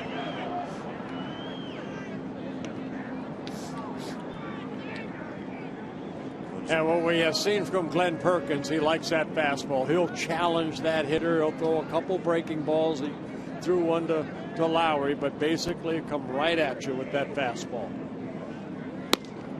Now 3-2.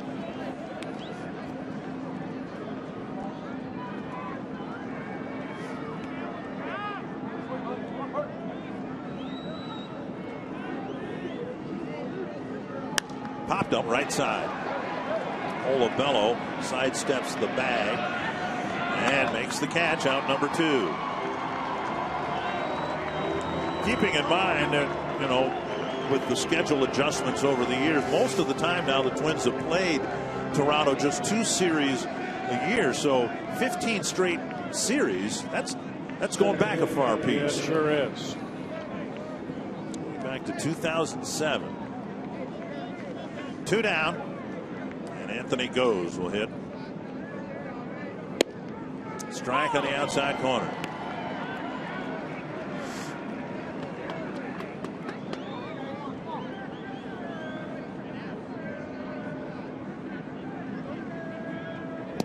Oh, 2. There's 2 breaking balls right there by Perkins.